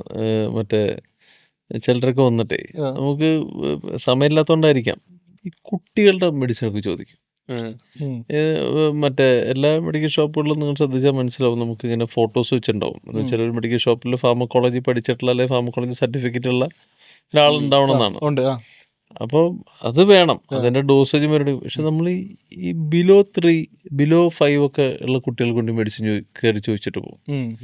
അപ്പം ഇത് ആ ബിസിനസ് മുടക്കേണ്ട ആവശ്യം ചിലരുടെ അടുത്ത് കൊടുക്കുന്നത് കാണാം. പക്ഷെ ആ സർട്ടിഫിക്കറ്റിലുള്ള രൂപത്തിലുള്ള രുക്മിണി അല്ലെങ്കിൽ അമ്മിണി അല്ലെങ്കിൽ രാഘവൻ ആ ആളോട് ഉണ്ടാവില്ല. അയാളാണ് ശരിക്കും പറഞ്ഞാൽ അയാളുടെ ലൈസൻസ് വേണം. പക്ഷെ ഇവരെടുത്ത് കൊടുക്കും. ഞാനിങ്ങനെ പറഞ്ഞ തന്നെ നമ്മളാ സമയത്ത് പറയുമ്പോ ഇപ്പൊ വിഷയങ്ങൾ സ്ട്രിക്റ്റ് ആയിട്ടതുകൊണ്ട് ഇപ്പൊ എന്തോ ഇപ്പൊ ഉള്ളിലൊക്കെ അങ്ങനെ കഴിഞ്ഞ ദിവസം കണ്ടിരുന്നു മറ്റേ ഹെയർ ട്രാൻസ്പ്ലാന്റിന്റെ സീൻ. ഹെയർ ട്രാൻസ്പ്ലാന്റ് ഞാനിപ്പോ ഹെയർ ട്രാൻസ്പ്ലാന്റ് ചെയ്ത കാര്യം ധ്യാനിന്റെ അടുത്ത് പറഞ്ഞിട്ട് ഇപ്പൊ കാസർഗോഡ് മുതൽ ട്രിവാൻഡ്രം എല്ലാവർക്കും അത് അറിയാം. ന്യൂസൊക്കെ വന്നില്ലേ? അതിനേക്കാൾ ഉപരി ഇപ്പൊ എന്റെ അടുത്ത് ഇല്ല.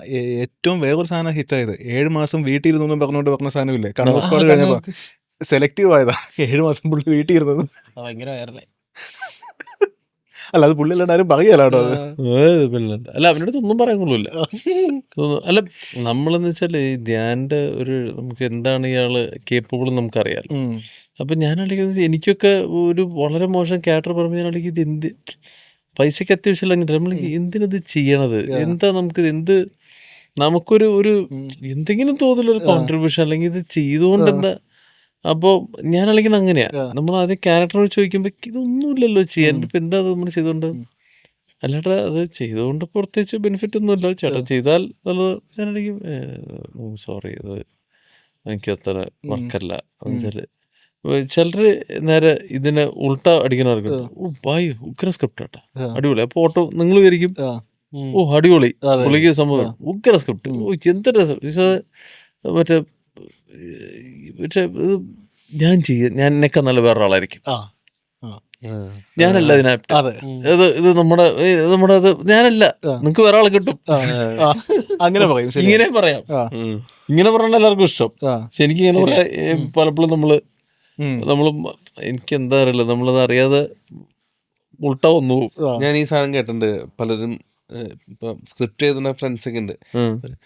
ഞാൻ എന്നെ വളരെ സ്ക്രിപ്റ്റ് പറഞ്ഞു ഉഗ്രം പരിപാടി എന്ന് പറഞ്ഞിട്ടുണ്ട്. പക്ഷെ ഇപ്പം ഇച്ചിരി ഡേറ്റിൻ്റെ പ്രശ്നമുണ്ട്. അപ്പോൾ വേറെ ആളെ ആർട്ടിസ്റ്റിൻ്റെ പേര് പറഞ്ഞിട്ടുണ്ട്, അവരുടെ അടുത്ത് സംസാരിച്ച് നോക്കാൻ പറഞ്ഞിട്ട് ഈ സാധനം നമ്മുടെ ഒരു ഇതിനെയും വായിച്ചാണ് അർണോൾഡ് ഷ്വാർസനഗർ മറ്റേ ഒരു പടം എന്താണ് run or my mom will ഷൂട്ടാണ്. എനിക്ക് കറക്റ്റെങ്കിൽ പേരെനിക്ക് ഓർമ്മയില്ല.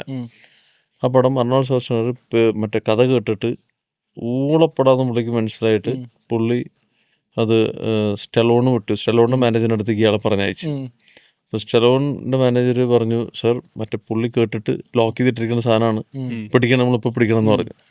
അപ്പോൾ സ്റ്റലോൺ നൈസായിട്ട് പുള്ളി അർണോൾഡ് ഷ്വാർസനഗറിനെ വിളിച്ച് ചോദിച്ചു, ഈ പരിപാടി മറ്റേ പരിപാടി നിങ്ങൾ എന്തോ പിടിച്ചു എന്ന് പറഞ്ഞു കേട്ടത് വെച്ചാൽ അതെ ഞാനത് പിടിച്ചു വെച്ചിരിക്കുകയാണ്, അത് ഒന്ന് ഫൈനലൈസ് ചെയ്യണം. ഓക്കെ ഇപ്പം തന്നെ പുള്ളി നമ്മൾ ചെയ്തിരിക്കും, ഇനി അങ്ങോട്ടേക്ക് പോകണ്ടെന്ന് പറഞ്ഞ് കൊടുത്തു.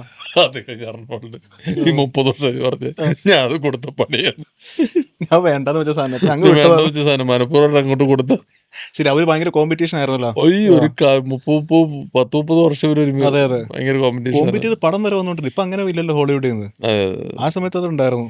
റോൺചേട്ടാ അങ്ങനെ എന്തെങ്കിലും സ്കിപ്പ് അടിച്ചിട്ടുണ്ടാ? എന്നിട്ട് അയ്യോ വേണ്ടായിരുന്നു എന്ന് തോന്നിയിട്ടുണ്ടോ? സ്കിപ്പ് അടിച്ചു വെച്ചാൽ 1983 ഒരു ക്യാരക്ടർ ബ്ലഡ് ഷൈൻ പറഞ്ഞിട്ടുണ്ടായിരുന്നു. അപ്പോൾ എനിക്കത് മൂപ്പരിങ്ങനെ അത് പറഞ്ഞപ്പോൾ എനിക്ക് ടീമാണല്ലോ, അത് നിവിൻ്റെ കൂടെയുള്ള ആൾക്കാരാണ്. അപ്പോൾ ദിനേശ് ചേട്ടനുണ്ട്, പ്രശാന്ത് അലക്സാണ്ടർ ഉണ്ട്, ദിനേശ് ചേട്ടനുണ്ട്, സഞ്ജു ഉണ്ട്, അങ്ങനെ കുറേ പേരുണ്ടല്ലോ.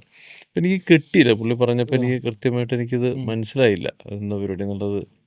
പിന്നെ പടം കണ്ടപ്പോൾ നല്ല ഗംഭീര പടമാണ്. നിവിനാദിത്യ സ്റ്റേറ്റ് അവാർഡ് കിട്ടിയ സിനിമയും കൂടിയാണല്ലോ. അതാണ് തോന്നുന്നു പുള്ളിയുടെ ഫസ്റ്റ് സ്റ്റേറ്റ് അവാർഡ് 1983 തോന്നുന്നു. അതേ തോന്നുന്നു. അപ്പോൾ എനിക്കത് മറ്റേ വിഷമമൊന്നുമല്ല, നമുക്കത് ചെയ്യാൻ പറ്റുന്നു. പിന്നെ അവിടെ തന്നെ അത് മാത്രമാണ് വിഷമമൊന്നുമല്ല, പരിഗണിക്കാൻ മനസ്സിലാവില്ല. ചില നമ്മൾ കമ്മ്യൂണിക്കേറ്റ് ചിലപ്പോൾ ആവില്ല. വളരെ എബ്രോഡ് നല്ലൊരു മേക്കറാണ്. എന്നാൽ അതേസമയത്ത് അക്ഷയ് ബിജു ചെയ്യുമ്പോഴാണ് നമുക്ക് ഏറ്റവും, ഞാൻ മുമ്പൊരു ഇൻ്റർവ്യൂവിൽ പറഞ്ഞതാണ്, ഏറ്റവും മിനിമലായിട്ട് അഭിനയിക്കുന്നത് ഞാൻ പഠിച്ചെടുത്ത പുള്ളിയുടെ അടുത്താണ്.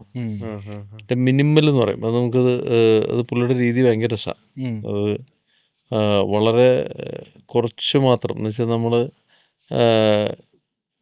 ഓവർ എക്സ്പ്രസീവായിട്ടൊരു അഭിനയിക്കാൻ പുള്ളി പറ്റൂല നമുക്കത്. അതാണ് പുള്ളിയുടെ പടങ്ങൾ നോക്കിയ ബിജുവൊക്കെ അത്രയും ഭയങ്കരമായിട്ട്. കാരണം അതിനകത്ത് പുള്ളി നമ്മൾ ക്യാമറ ഓൺ ചെയ്തിട്ടുണ്ടെന്ന് എനിക്ക് സംശയം തോന്നി. ചില സീക്വൻസൊക്കെ ഭയങ്കര നാച്ചുറലായിട്ട് അത് പുള്ളിയുടെ ഒരു രീതിയാണത്, വളരെ ഇതായിട്ട്.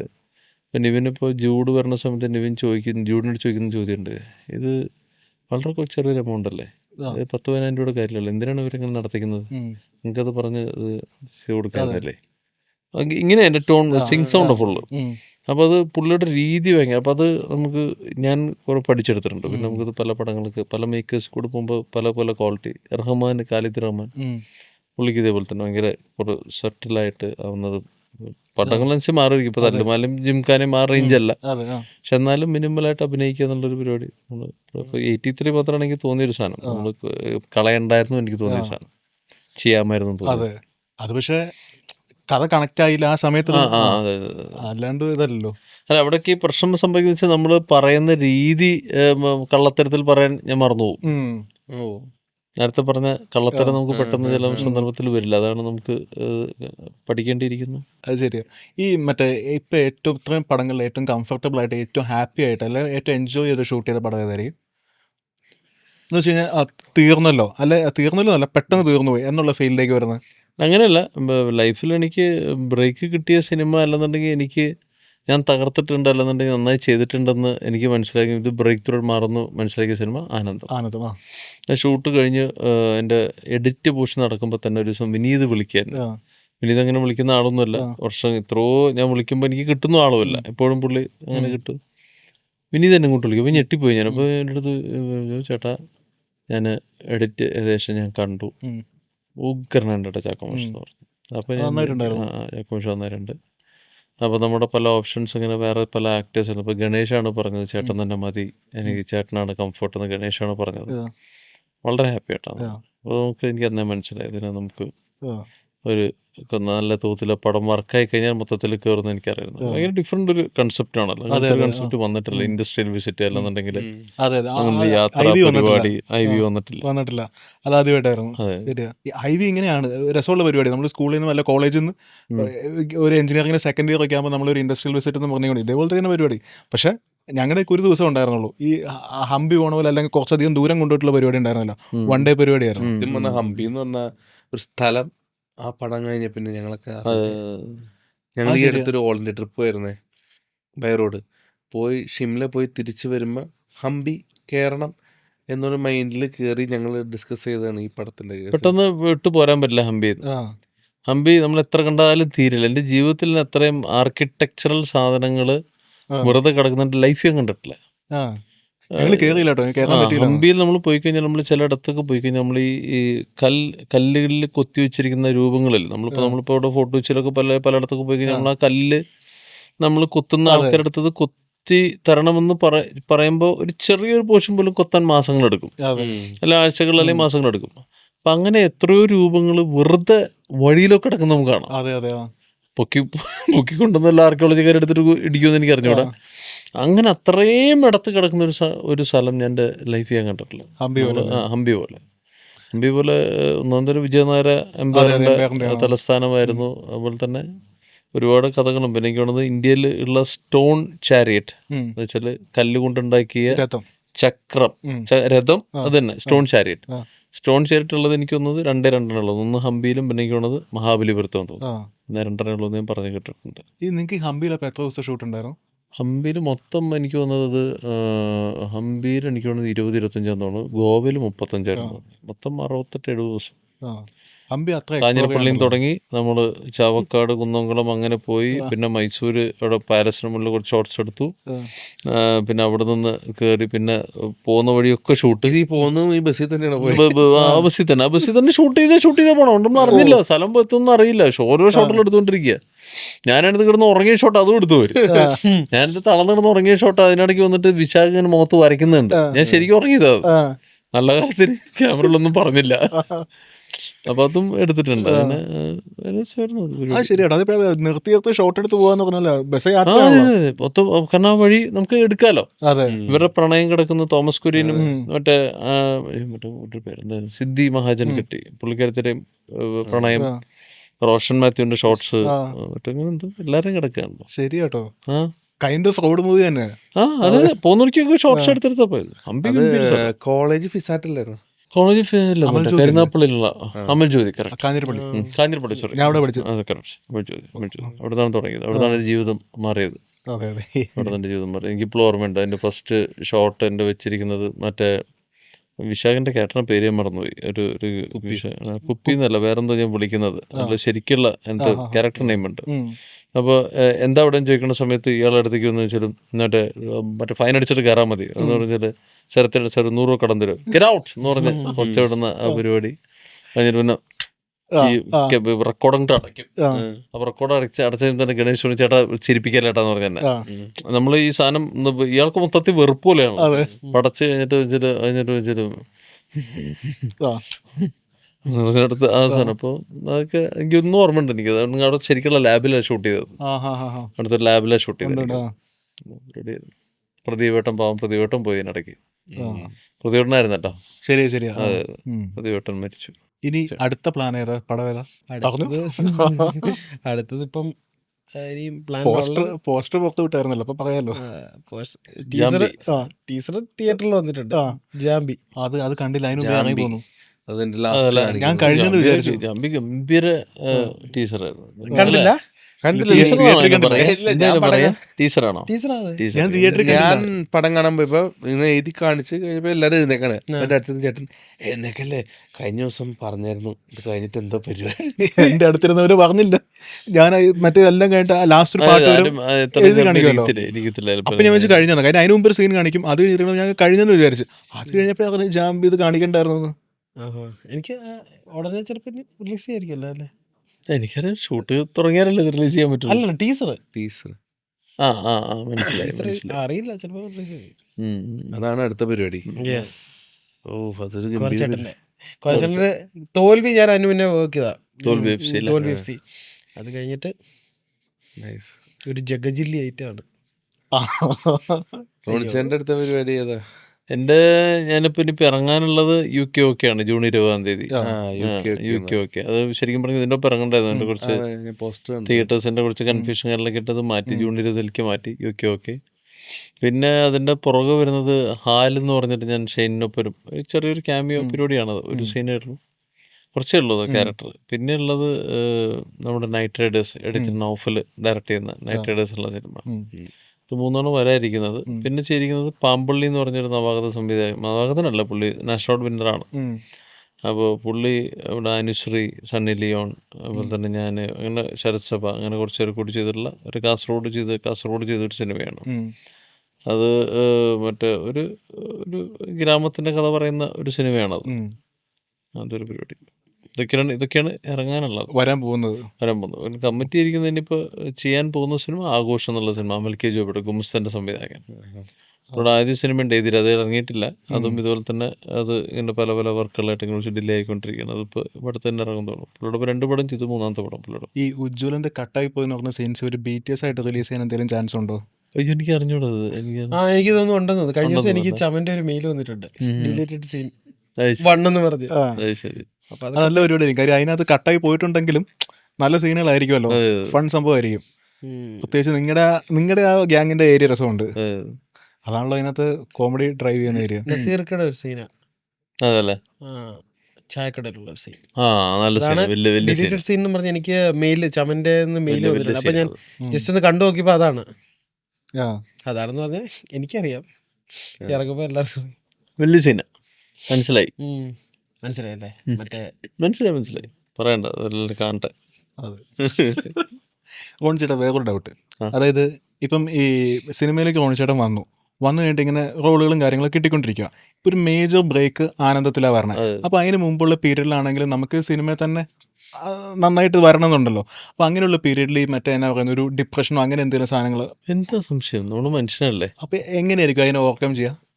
ചോദിച്ചാൽ എന്താ പറയുക, കുറേ നമുക്ക് ദൈവാധീനം, പിന്നെ ഫാമിലിയാണല്ലോ അനുഭവിക്കണം, നമ്മളല്ലല്ലോ.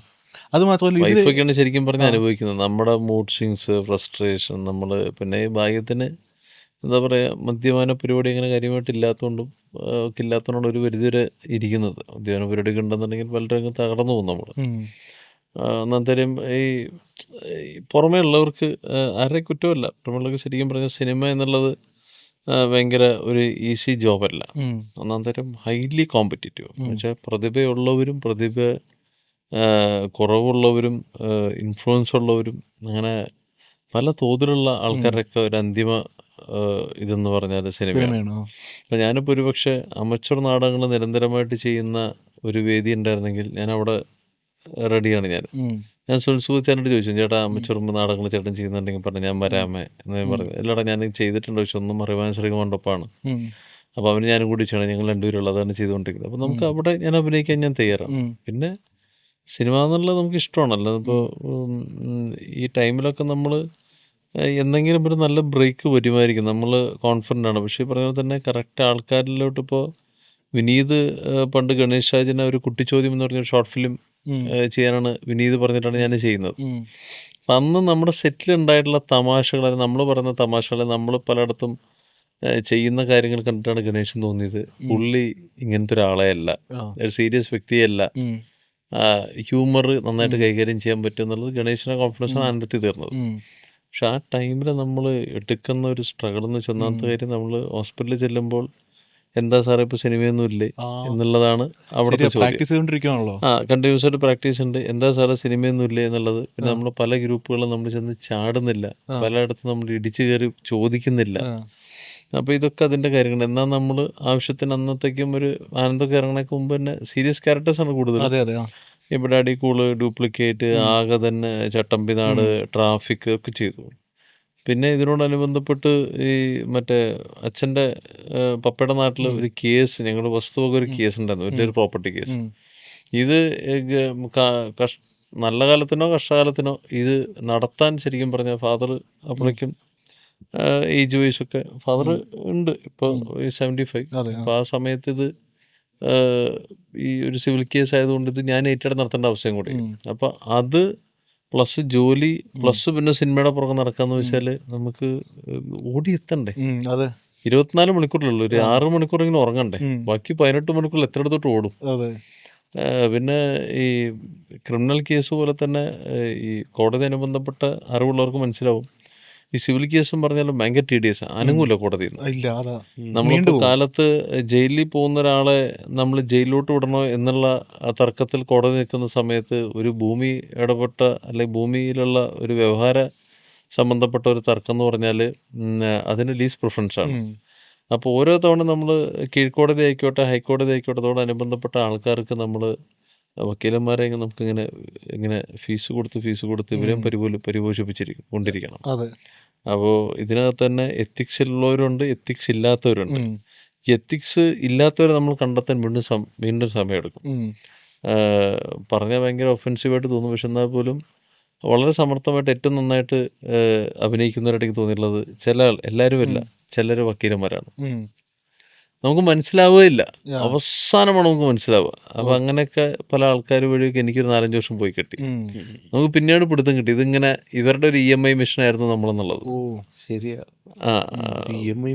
അല്ല അങ്ങനെയല്ല ഞാൻ പറഞ്ഞത്, മോശം ഭാഷ ഉപയോഗിച്ച് പറയല്ല ഞാൻ പറഞ്ഞത്. ഇങ്ങനെയൊക്കെ നമ്മളും ചിലപ്പോൾ ചില ആൾക്കാരെ EMI മിഷൻസ് ആക്കി മാറ്റുന്നുണ്ടാവും, അല്ലേ? നമ്മളും മാറ്റുന്നുണ്ടാവും. അപ്പൊ നമ്മളും പുണ്യാളന്മാരെന്നല്ല, പക്ഷെ ഞാൻ പറഞ്ഞാല് ഞാനൊരു EMI മിഷനായിരുന്നു കുറെ കാലം പലരുടെയും. അപ്പോൾ ഇത് ഇവിടെ ഉള്ളതുകൊണ്ട് നമുക്ക് പുറത്തോട്ടൊരു ജോലിക്ക് പോകാൻ പറ്റും, അതില്ല. അപ്പൊ ഈ പ്രോപ്പർട്ടി പോയി കിട്ടും. പിന്നെ ആവുന്നതും പുറമെ നമ്മൾ സംസാരിച്ച് തീർക്കുന്നതാണ് നമുക്കും ജീവിതത്തിൽ നല്ലത്. പക്ഷെ ചില ആൾക്കാർ ഈ എന്താ പറയുക പറയുമ്പോൾ നമ്മൾ വേറെ ഇതോട്ട് പോലില്ല. ഇപ്പൊ മഹാഭാരതം എന്ന് പറഞ്ഞാൽ പോലും ഒരു പാർട്ടീഷൻ കേസാണ്. ഇപ്പോ ഞാൻ പറഞ്ഞ ചിലപ്പോ കൗരവർ പാണ്ഡവർ എന്ന് പറഞ്ഞാൽ അവസാനം രാജ്യം ഇതല്ലെങ്കിൽ ഒരു നഗരം അല്ലെങ്കിൽ ഒരു ഗ്രാമം അല്ലെങ്കിൽ കുറച്ച് സ്ഥലം അല്ലെങ്കിൽ 5 പേർക്കുള്ള വീട് ഒരു നുള്ളു മണ്ണ് പോലും തരില്ല എന്നുള്ള ആ ഒരു വാശിയിലാണ് ശരിക്കും പറഞ്ഞാൽ യുദ്ധം തുടങ്ങുന്നത്. അപ്പോൾ സത്യം പറഞ്ഞത് ഒരു പാർട്ടീഷൻ കേസാണ്. അപ്പോഴാണ് കൃഷ്ണൻ ഒരു തീരുമാനം എടുക്കുന്നത്, എടാ ഇനി നോക്കേണ്ട കാര്യമില്ല, നിങ്ങൾ അങ്ങോട്ട് ഇറങ്ങുക, ഞാൻ പുറകെ ഉണ്ടാവും. കൃഷ്ണനാണ് ശരിക്കും പറഞ്ഞത് അതിന്റെ ഒരു വല്ലാത്തൊരു പരിപാടി തന്നെ. പറയാനാണെങ്കിൽ ഒരുപാട് ഉണ്ട്, വിട്ടേക്ക് ഞാനോട്ട് കയറുന്നില്ല. ഞാൻ പറഞ്ഞത് അല്ല ഞാൻ പറഞ്ഞത് അപ്പോൾ അങ്ങനെയൊക്കെ ഒരുപാട് ആ സമയത്തൊക്കെ നമ്മളെന്താ പറയുക, നമ്മുടെ നാട്ടിൽ പിന്നെ നമ്മൾ ഒച്ച വെച്ചാലോ ബഹളം വെച്ചാലോ അല്ലെങ്കിൽ അടിയുണ്ടാക്കിയാലോ പ്രാന്ത്. നമ്മുടെ നാട്ടിൽ അവന് പ്രാന്ത. ഇതല്ലാതെ അയാളുടെ മെന്റൽ ഹെൽത്ത് അല്ലെന്നുണ്ടെങ്കിൽ മാനസികമായിട്ട് അയാൾക്ക് ഒരു നല്ല തോതിലുള്ള ഒന്ന് സംസാരിക്കുക. ചിലപ്പോൾ ആ ടൈമിൽ സിബി ഉണ്ടെന്നുണ്ടെങ്കിൽ സിബി ചിലപ്പോൾ 2 വാക്ക് പറഞ്ഞാൽ മതി. എന്താ ആകെ ചേട്ടൻ പണ്ടത്തെ പോലെ എന്തു പറ്റി, ആ വയ്യല്ലോ ചേട്ടനെ, എന്താണ് ചേട്ടൻ, എന്താണ് ഇഷ്യൂ? ഇല്ലടാ ഒന്നുമില്ല. ഇല്ലാട്ട് എന്തുകൊണ്ട് പറഞ്ഞ എന്താണ് പ്രശ്നം? ഇല്ലടാ ഞാൻ പറയുന്ന സൗകര്യമില്ലടാ നമ്മൾ പറഞ്ഞ പോലും ശരി ചേട്ടാ പിന്നെ വിളിക്കാം, ചേട്ടാ ആകെ ഡൗണാണ്. വൈകുന്നേരം സിബി ഒന്നൂറ് വിളിക്കുമ്പോൾ നമ്മളൊന്ന് അഴയും. ഈ രണ്ടാമത്തെ വിളിക്ക് ഇന്ന് ആരും ഇല്ല. രണ്ടാമത്തെ വിളി ശരിക്കും പറഞ്ഞാൽ നമ്മുടെയൊക്കെ ലൈഫിൽ ശരിക്കും പറഞ്ഞാൽ രണ്ടാമത്തെ വിളി 2 അടിക്കാന്നായിരിക്കും. അതിന് പകരം ഒരാൾ വിളിച്ചിട്ട് ചോദിക്കാനടെ എന്താണ് കാലത്ത് വിളിച്ചോണ്ടില്ലാണ്ട് എന്താണ് നിന്റെ ഇഷ്യൂ, നീ എവിടെയല്ലേ, എടാ ഇവിടെയാണ്, നീ അവിടെ നിന്നേ, ഞാൻ അവിടെ വരാം. അല്ലടാ ഞാൻ ഒരു മൂഡില്ല. നീ മൂഡ് വേണ്ട, ഞാൻ വരട്ടെ എന്ന് പറയുമ്പോൾ എന്നെ സ്നേഹിക്കാൻ ആളുണ്ടല്ലോ. ഇതാണാവാം പെണ്ണാവാം. അപ്പോൾ അങ്ങനെയൊക്കെ നമുക്കൊരു കാലഘട്ടം ശരിക്കും പറഞ്ഞാൽ എന്നെ ഡീൽ ചെയ്യാൻ എല്ലാവർക്കും ബുദ്ധിമുട്ട്, അങ്ങനെയൊക്കെ ഒരു കാലഘട്ടം ഉണ്ടായിരുന്നു. അതെന്താ കാര്യം വെച്ചാൽ നമ്മൾ അടിക്കുന്ന സ്ട്രെസ് അത്ര അധികം. അപ്പം ഞാൻ പറഞ്ഞത് ആ ഒരു ടൈം നമ്മൾ ഞാൻ ഈ സിനിമയെ സ്നേഹിക്കുന്നതിനുള്ള കുരുപ്പി നമ്മൾ ഈ ജീവിതത്തിലെ പ്രശ്നങ്ങൾ പെട്ടു പോകുമ്പോണ്ടല്ലോ, നമ്മൾ തീരില്ല. നമ്മൾ പറഞ്ഞാൽ അത് തീരില്ല. നിങ്ങൾക്ക് എല്ലാവർക്കും ഉണ്ടാവും, നിങ്ങൾക്ക് എല്ലാവർക്കും ഓരോരോ ചേട്ടൻ പറയുമ്പോ എനിക്ക് ഞാൻ ആ ടൈമിലൊക്കെ ഇങ്ങനെ പോയത് 19ാമത്തെ വയസ്സ് മുതൽ എല്ലാം നമുക്കൊക്കെ ഉണ്ടാവും. പിന്നെ ഈ പറഞ്ഞ പോലെ ആൺ പെണ്ണെന്നുള്ളതല്ല. ഇപ്പോൾ ഞാനിപ്പോൾ പേര് എടുത്ത് പറയണല്ലോ, പിന്നെ ഷാർജയിൽ നിന്ന് ഡെയിലി മെസ്സേജ് അയക്കുന്ന ഒരു ലേഡി, അവർ മാരീഡ്, അവർ ഡിവോഴ്സ് ചെയ്യാണ്, കുട്ടികളുണ്ട്. അപ്പോൾ മെസ്സേജ് അവസാനം ഞാൻ പറഞ്ഞു ഡെയിലി റീലുകൾ അയക്കും. അപ്പോൾ ഞാൻ ഡെയിലി റീലുകൾ. അപ്പോൾ ഞാൻ പറഞ്ഞു ഇത് അവർ ഇടുക ഇൻസ്റ്റയിൽ ഇപ്പോഴും കിടക്കുന്നുണ്ട്.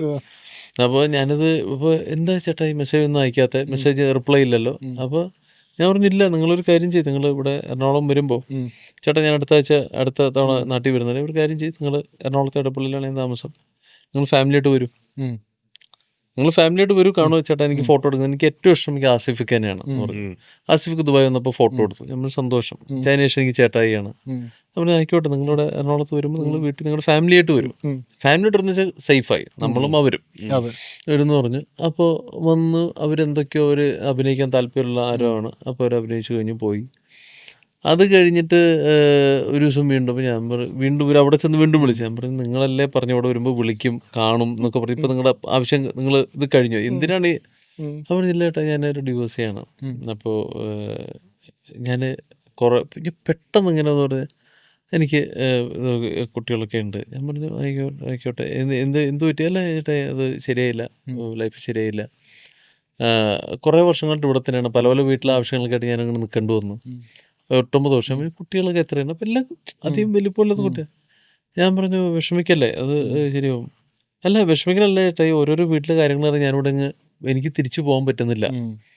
എനിക്ക് ഭയങ്കര വിഷമമായി പോയി കേട്ടപ്പോഴേ. കാരണം അതൊരു ഒരു സിറ്റുവേഷൻ ആണ്. എനിക്ക് തിരിച്ചു പോകാറില്ല. അപ്പം ഞാൻ വീട്ടിൽ എപ്പോഴും ഞാൻ പറഞ്ഞു, നിങ്ങൾ ഇവിടെ നിർത്തി അവസാനം ഒരു ദിവസം പെട്ടിയിലായിരിക്കട്ടെ ഞാൻ പറഞ്ഞത്. ഭയങ്കരമായിട്ട് ഞാനുണ്ട് വല്ലാതായി പോയുണ്ട് കേട്ടപ്പോഴേ. അവരുടേതും അവരുടേതല്ലാത്ത പല ആവശ്യങ്ങളും എനിക്ക് സത്യം പറഞ്ഞാൽ പറഞ്ഞപ്പോൾ എനിക്കിപ്പോഴും കണ്ണ് അറിയാം. എനിക്ക് ശരിയാ പെട്ടുപോവാ, നമ്മളവർ നേരിട്ട് കണ്ടിട്ടില്ല എന്ന്. അപ്പോൾ അവരത് പറഞ്ഞപ്പോൾ ഞാൻ ആലോചിക്കായിരുന്നു ഇപ്പം ഞാൻ പറഞ്ഞു ഇവിടെ അങ്ങനെ വിഷമിക്കേണ്ട കാര്യമൊന്നുമില്ല, തനിക്ക് ലയബിലിറ്റി കഴിഞ്ഞാൽ താൻ വീട്ടിൽ വന്ന് നിൽക്ക്. കാരണം കുട്ടികൾക്ക് മിസ്സാവണമല്ലോ, കുട്ടികൾക്ക് അവരെ മിസ്സാവണത്. ഞാൻ പറഞ്ഞു ഈ ഒരു കാലം അവർക്ക് എങ്ങനെ തിരിച്ചു കൊടുക്കാൻ പറ്റും എന്ന് പറഞ്ഞ്. അപ്പോൾ നമ്മൾ ഈ പറഞ്ഞ പോലെ തന്നെ സ്ട്രഗിളിൻ്റെ സമയത്തൊക്കെ ഏറ്റവും എഫക്റ്റഡ് ആവുന്നത് നമ്മളോട് അടുപ്പമുള്ളവരും നമ്മളോട് സ്നേഹിക്കുന്നവരും അങ്ങനെ കുറച്ച് പേര് ഉണ്ടെന്നുണ്ടെങ്കിൽ നല്ല. ആ സമയത്ത് നമുക്കത് ചിന്തിക്കാനും പറ്റില്ലല്ലോ. സ്ട്രെസ് അടിച്ചിരിക്കുന്ന സമയത്ത് അവരും ഇങ്ങനെ കടന്നു പോയിക്കൊണ്ടിരിക്കുവാണ്. നമ്മൾ കാണിക്കുന്നതിന്റെ പരിണിത പോലെ അവരാണല്ലോ അനുഭവിച്ചോണ്ടിരിക്കുന്നത്. അപ്പം ഞാൻ ഈ ഫാദറിന്റെ കേസ് കൊന്ന സമയത്ത് ഞാൻ ബന്ധുക്കളുടെ അടുത്ത് തന്നെ ഞാൻ പറഞ്ഞു, ചേട്ടാ ഇതൊന്നും നിർത്താൻ പറ്റില്ല, മാർഗമുണ്ടോ? സിമ്പിൾ കാര്യമാണ്. നമ്മളിപ്പോൾ 10 സെൻറ്റ് സ്ഥലം, ജിതിന് 5 സെൻറ്റ്, എനിക്ക് 5 സെൻറ്റ് ആണെന്നുണ്ടെങ്കിൽ അവിടെ 10 ലക്ഷം മൂല്യമുണ്ടെന്നുണ്ടെങ്കിൽ നിങ്ങൾ എൻ്റെ അടുത്ത് പറയാണ്, ഞാൻ പറഞ്ഞു ഇതിനെ നിങ്ങൾ അനുജനാണ്, ഞാൻ ചേട്ടനാണ്, ഇതിനെടാ എനിക്ക് ഇപ്പോൾ മുമ്പോട്ട് കൊണ്ടുപോകാൻ കുറച്ച് ബുദ്ധിമുട്ടുണ്ട്, കുറച്ച് ബാധ്യതകളുണ്ട്, നീ ഒരു കാര്യം ചെയ്യും, എൻ്റെ 5 സെൻറ്റ് 50 ലക്ഷം തന്നോന്ന് പറയാണ്. ജിതിൻ പറയാണ്, ചേട്ടാ എനിക്കത് ഇപ്പോൾ എനിക്കത് എടുക്കാനുള്ളൊരു ബുദ്ധിമുട്ടുണ്ട്, ഞാനൊരു കാര്യം ചെയ്യും, ഒരു 50,000 രൂപ തരാം, എന്നോട് എനിക്ക് തരാൻ പറ്റുമോ? ഇല്ല. ഇതാണ് കേസ്. ബെസ്റ്റ് മനസ്സിലായി. അപ്പം ഇങ്ങനെയുള്ള ചില ആൾക്കാർ നമ്മുടെ എതിർ ദിശയിൽ വരുമ്പോൾ നമ്മൾ പെട്ടുപോകും. ഇവർ ഈ ഭൂമി നമ്മൾ വിൽക്കാനും സമ്മതിക്കില്ല, ഇവർ വാങ്ങുകയും ചെയ്യില്ല, ഏറ്റവും ചവിട്ടി അരച്ച് വാങ്ങുക എന്നുള്ളതാണ്. അപ്പം ആ സമയത്ത് പിന്നെ നമുക്ക് വേറെ മാർഗമില്ല, നമ്മൾ പ്രതിരോധിക്കുക അല്ലെങ്കിൽ അവർക്കെതിരെ നിൽക്കുക എന്നുള്ള മാത്രമേ ഉള്ളൂ. വേറെ മാർഗമില്ല. കാരണം നമ്മുടെ തലയിൽ അത് എഴുതിയിരിക്കുകയാണ്, ഈ ജന്മത്ത് നിങ്ങൾക്ക് ഇങ്ങനൊരാൾ വരും, ഈ ദുശാസനൻ അല്ലെന്നുണ്ടെങ്കിൽ ഈ ദുര്യോധനൻ ഇയാളാണ്, അപ്പോൾ നിങ്ങൾ എണീറ്റ് നിൽക്കൂ. ഒരു മാർഗമില്ല, നമ്മൾ പ്രതിരോധിക്കുക എന്നുള്ളത് തന്നെ നമുക്ക് മാർഗമുള്ളൂ. അപ്പോൾ നമ്മുടെ തലയിൽ കൂടെ അങ്ങനെ ചില റോഡ് റോളറുകൾ അല്ലെന്നുണ്ടെങ്കിൽ JCBകൾ കയറി ഇറങ്ങി പോകും, നമുക്കൊന്നും ചെയ്യാൻ പറ്റില്ല.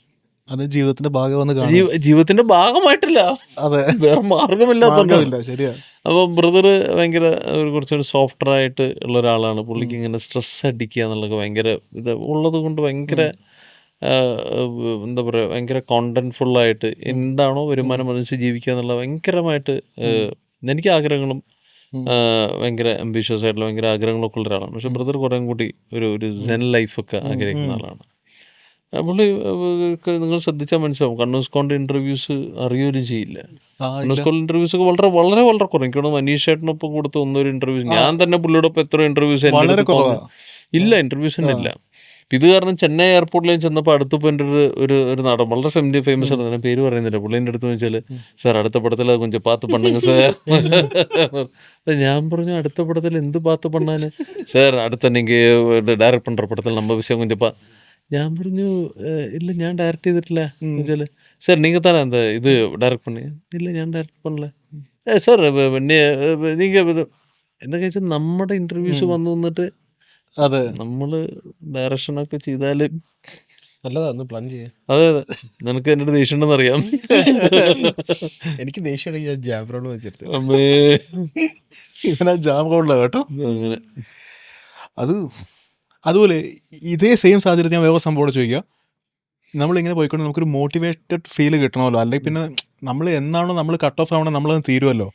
അപ്പോൾ മുമ്പോട്ട് പോകാനുള്ളൊരു മോട്ടിവേഷൻ ഉള്ളൂ, അത് ഈ ആഗ്രഹങ്ങളും ഈ അംബീഷനും തന്നെ ആയിരിക്കില്ലേ? ഉറപ്പായിട്ട് നമ്മള് ഡ്രൈവിംഗ് ഫോഴ്സ് വേറെ ഒന്നുമില്ല. നമ്മള് ഈ പറഞ്ഞ പോലെ തന്നെ നമ്മള് ജീവിതത്തില് തോക്കുക ജയിക്കുക എന്നുള്ള രണ്ടാമത്തെ കാര്യം. പക്ഷെ നമ്മൾ പരിശ്രമിക്കാതിരിക്കുക എന്നുള്ളതാണ് ഏറ്റവും വലിയ തോൽവി. നമ്മൾ 65, 68, 75 വയസ്സ് നമ്മൾ കിടക്കുന്ന സമയത്ത് എനിക്കൊരാഗ്രഹം ഉണ്ടായിരുന്നു, ഞാൻ എന്ത് ചെയ്തു? ഞാനൊന്നും ചെയ്തില്ല, കഷ്ടമായിപ്പോയി. എന്തെങ്കിലും ട്രൈ ചെയ്തിട്ട് കിട്ടാന്ന് അത് പോട്ടെ. ബട്ട് എനിക്ക് തോന്നുന്നു ട്രൈ ചെയ്തുകൊണ്ടേ ഇരിക്കുക എന്നുള്ളത് തന്നെയാണ്. ഇപ്പൊ ഞാൻ തോൽവി FC ലാസ്റ്റ് ചെയ്ത പടമാണ്. തോൽവി FC കഴിഞ്ഞിട്ട് എനിക്ക് തോന്നുന്നു 2 വർഷത്തോളമായി. എനിക്ക് വേറെ എൻ്റെ ഇടയിൽ പടമൊക്കെ വന്നിട്ടുണ്ട്. ഒരു പടം വന്ന് പറയുന്നതിന് കുഴപ്പമില്ലായിരിക്കും. ഒരു പടം വന്ന് പടത്തിന്റെ പകുതി ഫസ്റ്റ് ഹാഫ് തീർത്ത് സ്കോർ ബാക്ക്ഗ്രൗണ്ട് സ്കോർ തീർത്ത് ലോക്ക് ചെയ്ത് ഭയങ്കര ഹാപ്പി ആയിട്ട് പോയതാ. പിന്നെ ഞാൻ കാണുന്നത് ആ പോസ്റ്ററിൽ വേറൊരാളാ പേര്. എന്നാ എന്റെ അടുക്ക് പറഞ്ഞത് പോലും ഇല്ല എന്തുകൊണ്ട് മാറ്റിയെന്ന്.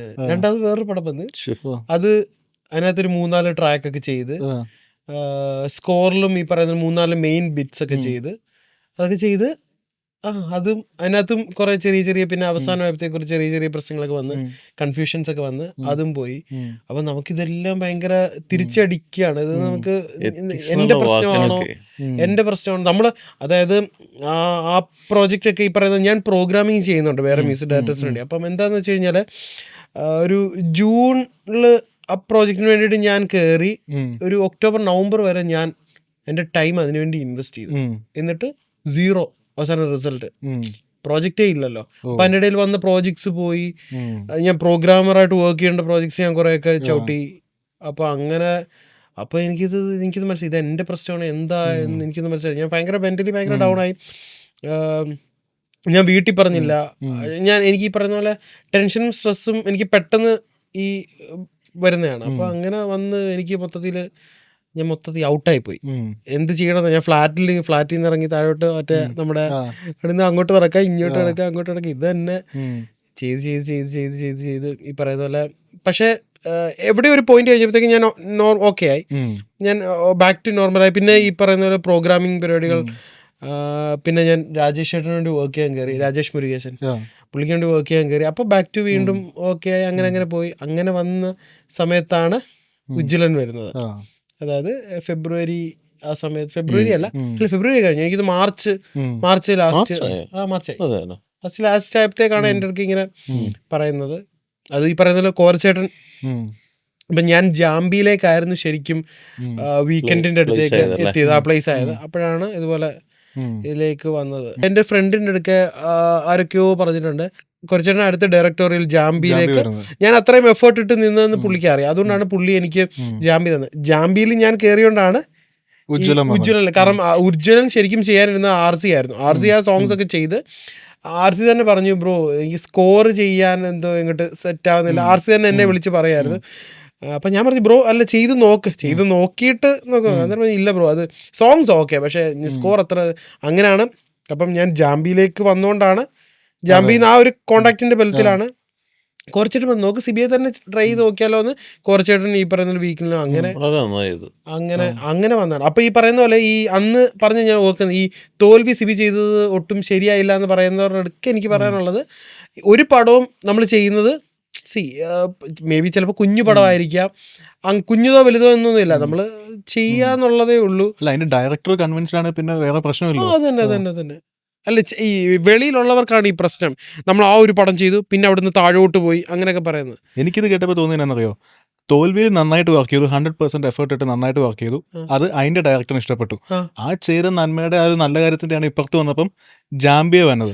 ജാംബി കണക്ട് ചെയ്താണ് ഉജ്ജ്വലം വന്നത്. ജാംബിയിൽ ഈ പറയുന്ന പോലെ എനിക്ക് തോന്നുന്നു ബിഗർ ഓപ്ഷൻസ് വരാം, പക്ഷെ കുറച്ചായിട്ട് ഭയങ്കര സ്റ്റേൺ ആയിട്ട് പറഞ്ഞു എനിക്ക് സിബി വേണം. കാരണം അത് എനിക്ക് തോന്നുന്നു തോൽവിയിൽ അത്ര എഫേർട്ട് ഇട്ട് നിന്നുകൊണ്ടാണോ എനിക്കത്, പക്ഷെ കുറച്ചായിട്ട് ഭയങ്കര സ്ട്രെയിറ്റ് ഇതായിരുന്നു ഈ പറയുന്ന പോലെ സിബി വേണം എന്നുള്ളത് അവിടെയും പറഞ്ഞു. പിന്നെ ഞാനൊരു സാധനം അവർക്ക് അറിയില്ലല്ലോ, എന്നെ അറിയില്ലല്ലോ, അപ്പൊ ഞാൻ ആദ്യം മോഷൻ പോസ്റ്റർ ചെയ്ത് കൊടുത്തപ്പോഴത്തേക്ക് വർക്കായി, അവർ ഹാപ്പിയായി. ഇപ്പൊ ടീസറിലും അവർ ഭയങ്കര ഹാപ്പിയായി. അങ്ങനെയാണ് അവര് ഓക്കെ എന്നാ പിന്നെ ഉജ്ജ്വലനും സിബിക്കണം, അങ്ങനെ പെട്ടെന്ന് കയറി. ഞാൻ ആ ഉജ്ജ്വലനിലേക്ക് എനിക്ക് കോൾ വരുന്ന സമയത്ത് ഞാൻ രാജേഷ് ചേട്ടന് വർക്ക് ചെയ്തോണ്ടിരിക്കുക. അപ്പോഴ് എൻ്റെ ഇപ്പോഴും UK വർക്ക് ചെയ്തോണ്ടിരിക്കുക. അപ്പോഴും എനിക്ക് ഇന്നവരെ ആരും രാജേഷ് ചേട്ടൻ പറഞ്ഞ് എനിക്ക് ഇപ്പോഴും എൻ്റെ മൈൻഡിലുണ്ട്. രാജേഷ് ചേട്ടൻ ഞാൻ പറഞ്ഞു ഇതുപോലെ എനിക്കൊരു വർക്ക് ചെയ്യാൻ ഉജ്ജ്വലിലേക്ക് വിളിച്ചെന്ന് പറഞ്ഞു. അപ്പൊ രാജേഷ് ചേട്ടൻ എടുത്ത ഒട്ടനെ പറഞ്ഞാണ്, ചെയ്യടാ, നീ എത്ര വർഷമായി നീ ഇൻഡിപെൻഡന്റ് പടം ചെയ്തിട്ട്, നീ ലാസ്റ്റ് തോൽവിയല്ലേ ചെയ്തേ, 2 വർഷത്തോളം ആയില്ലേ, ഇത്രയും തന്നെ ഗ്യാപ്പ് വന്നില്ല, ഇനിയിപ്പോ അത് ഇനിയും ഇത് വിടരുത്, നീ ചെയ്യുമെന്ന് പറഞ്ഞു. ഒരു മ്യൂസിക് ഡയറക്ടറാ പുള്ളി, എന്നെ അത്രയും സപ്പോർട്ട് ചെയ്ത് പുള്ളി പറഞ്ഞു. അപ്പം അതൊക്കെ അങ്ങോട്ടും ഇങ്ങോട്ടും രാജേഷ് ചേട്ടൻ ഈ പറയുന്ന പോലെ നമ്മൾ തമ്മിൽ അത്രയും ഒരു ഫ്രണ്ട്ഷിപ്പ് ഉണ്ട്. രാജേഷ് ചേട്ടൻ എനിക്ക് വേണ്ടി ഉജ്ജ്വലിൽ ഒരു ട്രാക്ക് പാടിയിട്ടുണ്ട്, ഒരു പാട്ട് ഇന്റർവെല്ലിന് ശേഷം ഒരു ഫൺ പരിപാടിയുണ്ട്. അപ്പൊ അത് രാജേഷ് ചേട്ടനാണ് പാടിയേക്കുന്നത്. എപ്പോഴും ഞാൻ അതുപോലെ നമ്മുടെ ഉജ്ജ്വലന്റെ ഓൺ ബോർഡ് പോസ്റ്റർ ഇറങ്ങിയ സമയത്ത് തന്നെ രാഹുലേട്ടൻ വിളിച്ച്, എടാ നല്ല പരിപാടി, രാഹുലേട്ടൻ വീഡിയോ കോൾ വിളിച്ചു, ഞാൻ പെട്ടെന്ന് ഇൻസ്റ്റന്റ് വീഡിയോ കോൾ, എടാ നല്ല പരിപാടിയാന്ന് കേൾക്കുന്നു, നന്നായിട്ട് ചെയ്യട്ടോ എന്ന് പറഞ്ഞ്. അപ്പോഴും ഈ പറഞ്ഞ രാഹുലേട്ടൻ ഞാൻ വരാഹം നമ്മുടെ സുരേഷ് ഗോപിയുടെ പടം അതൊക്കെ ഞാൻ വർക്ക് ചെയ്തിട്ടിരിക്കുകയായിരുന്നു. അപ്പം അങ്ങനെ ഈ പറയുന്ന പോലെ സപ്പോർട്ടീവായിട്ടുള്ള മ്യൂസിക് ഡയറക്ടേഴ്സ് ഉണ്ട് നമുക്ക്. ഈ പറയുന്ന പോലെ നമുക്ക് ചേട്ടൻ ബ്രദർ സ്ഥാനത്ത് നിന്ന് കാണുന്ന ആൾക്കാരും ഒക്കെ ഉണ്ട്, എല്ലാവരും സപ്പോർട്ടീവായിട്ട് നിൽക്കുന്നുണ്ട്. നമുക്കൊരു സംശയം വന്നു കഴിഞ്ഞാൽ ചോദിക്കാൻ പറ്റുന്ന ആൾക്കാരും ഒക്കെ ഉണ്ട്. ഈ പറയുന്ന പോലെ ദീപക്കേട്ടൻ ഒക്കെ നമുക്ക് ഒരു കോളിൽ ചേട്ടൻ ഇങ്ങനെ ഹെൽപ്പ് ചെയ്യാം. എനിക്ക് ആ സിറ്റുവേഷൻസ് ഒക്കെ എനിക്ക് പേഴ്സണലി ഒരു ഇഷ്യൂ വന്ന സമയത്ത് തന്നെ സപ്പോർട്ട് ചെയ്യാൻ ദീപക്കേട്ടനൊക്കെ നിന്നിട്ടുണ്ട്. അതാണ് ഈ ഉജ്ജ്വലനാണെങ്കിൽ ഇപ്പൊ നല്ല റിവ്യൂ ആണ് വരുന്നത്. കേട്ടിട്ട് ഞങ്ങൾ തിയേറ്ററിൽ ഇരിക്കുമ്പോൾ നല്ല രസമുണ്ട്. സക്സസ് പ്രസ് മീറ്റിനാണല്ലേ ബ്രോ? അതെ പേളിയുടെ ഇന്റർവ്യൂലും പറഞ്ഞിട്ടുണ്ട്. അതുപോലെ അവരാണേലും എന്നെ വിളിച്ച്, ഇപ്പൊ പേളി ആണെങ്കിലും ശ്രീനിഷ ആണെങ്കിലും രണ്ടുപേരും വിളിച്ചിട്ട് അവർക്കും ഭയങ്കരമായിട്ട് വർക്കായി. പേഴ്സണലി എനിക്ക് സ്കോറിന് അത്യാവശ്യം നല്ല റെസ്പോൺസ് കിട്ടും. എനിക്ക് സ്കോറിന് മാത്രമല്ല, പടം മൊത്തത്തിൽ നന്നായിട്ട് നല്ലൊരു ടെക്നിക്കലി വെൽ മെയ്ഡ് ഒരു സാധനം ഉണ്ട്, നന്നായിട്ട് ചെയ്തിട്ടുണ്ട്. അത് എഡിറ്റ് ആണെങ്കിലും ഓഫ് കോഴ്സ് ചമൻ ചാക്കോ അത് എല്ലാം കൂടെ വന്നപ്പോഴത്തേക്ക് നന്നായിട്ട് വന്നു. ആ പടത്തില് മറ്റേ ട്രെയിലറിലാണോ ടീസറിലാണോ എഴുതിയ സാധനം വർക്കായി. ധ്യാൻ ശ്രീനിവാസൻ 2.0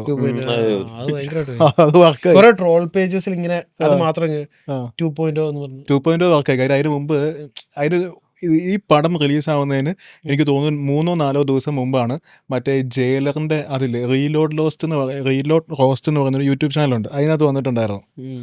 അത് നന്നായിട്ടാണ് റോസ്റ്റ് ചെയ്ത് വെച്ചിരിക്കണത്. അത് കഴിഞ്ഞിട്ടാണ് ഇത് പറഞ്ഞത്. അപ്പം ഭയങ്കര മാറ്റമാണ്. പിന്നെ ആൾക്കാർ നോക്കുമ്പോഴാണെങ്കിലും ധ്യാൻ ചേട്ടൻ്റെ ഒരു നല്ല പടം, അതിനൊരു കാര്യം ഇത്രയധികം ഇന്റർവ്യൂ കണ്ട് ആൾക്കാർക്ക് എല്ലാവർക്കും വേണ്ടപ്പെട്ട ആളാ.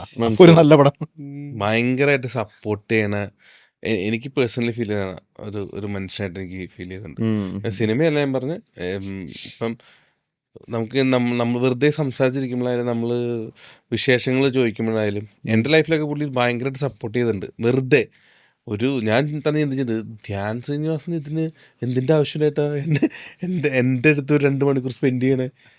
നമ്മൾ ഡെസ്പൊക്കെ ആയിരിക്കുമ്പോൾ വെറുതെ ഞാൻ വിളിച്ചപ്പോൾ നീ എവിടെയുണ്ട്, എന്നാൽ വീട്ടിലേക്ക് വാ, വെറുതെ വർത്താൻ പറഞ്ഞിരിക്കുക, ഞാൻ ഫ്രീയാ, ഇങ്ങനെ ഫോണിൽ കൂടെ കുറേ നേരം സംസാരിച്ച് മോട്ടിവേഷൻ തരിക, ആ ഒരു പരിപാടി. പിന്നെ ഞാൻ ഒരു ആഗ്രഹം സിനിമയിൽ അഭിനയിക്കാൻ ഒരു ആഗ്രഹം ഉണ്ടെന്നൊക്കെ പറഞ്ഞാൽ പുള്ളി എന്നെ 3 സിനിമയിൽ പുള്ളി എന്നെ വിളിച്ചുകൊണ്ടുപോയി. അങ്ങനെയൊക്കെ ഭയങ്കര സപ്പോർട്ടായിട്ട് എനിക്ക് തോന്നുന്നുണ്ട്. എനിക്ക് ഈ പ്രസ് മീറ്റ് ഫസ്റ്റ് ഇങ്ങനെ പറഞ്ഞപ്പോൾ ഞാൻ ജിതിട്ട് സംസാരിച്ചായിരുന്നു. നമ്മൾ തമ്മിൽ കണ്ടിട്ടില്ലല്ലോ, എനിക്ക് ബ്രോനെ അറിയാം,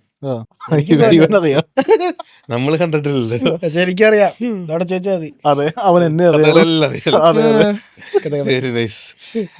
നമ്മള് പരിചയപ്പെട്ടത് എനിക്ക് കണ്ടിട്ട് എവിടെയോ നല്ല പരിചയമുണ്ട്. അങ്ങനെയാണ് നമ്മൾ പരിചയപ്പെട്ടത്. ഞങ്ങൾ അതിൻ്റെ താഴെ ഒരു കഫേ ഉണ്ട്, അപ്പോൾ അവിടെ പോയിരിക്കുക. അവിടെ പോയിരുന്നു കഴിഞ്ഞപ്പം എല്ലാ ടേബിളും ഫില്ല, എൻ്റെ അടുത്തുള്ള ടേബിൾ മാത്രമേ അതായത് എൻ്റെ നേരെ ഓപ്പോസിറ്റ്. ഞാനിങ്ങനെ നോക്കിയിട്ട് ആകെ ഇത് ഫ്രീ ഉള്ളൂ. ഞാൻ ചോദിച്ചു ഇവിടെ ആരെങ്കിലും ഉണ്ടോ എന്ന് ചോദിച്ചു. ഇല്ലയെന്ന് പറഞ്ഞു.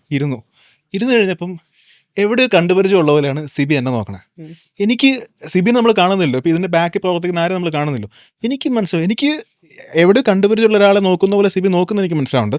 അത് കഴിഞ്ഞ് ഇങ്ങനെ വർത്തമാനം പറഞ്ഞുകൊണ്ട് എന്നോട് ചോദിച്ചു എവിടെയെങ്കിലും നമ്മൾ കാണാൻ സാധ്യതയുണ്ടോ എന്ന് ചോദിച്ചു. ഞാൻ പറഞ്ഞു ഇല്ല, ഒരു സാധ്യതയില്ല. അപ്പോഴും എനിക്ക് അറിയത്തില്ല സിബി ആരാന്ന് അറിയത്തില്ല. ഇതെല്ലാം കഴിഞ്ഞു വന്ന് ഒരു കണക്ഷൻ പോയിന്റ് പറഞ്ഞു.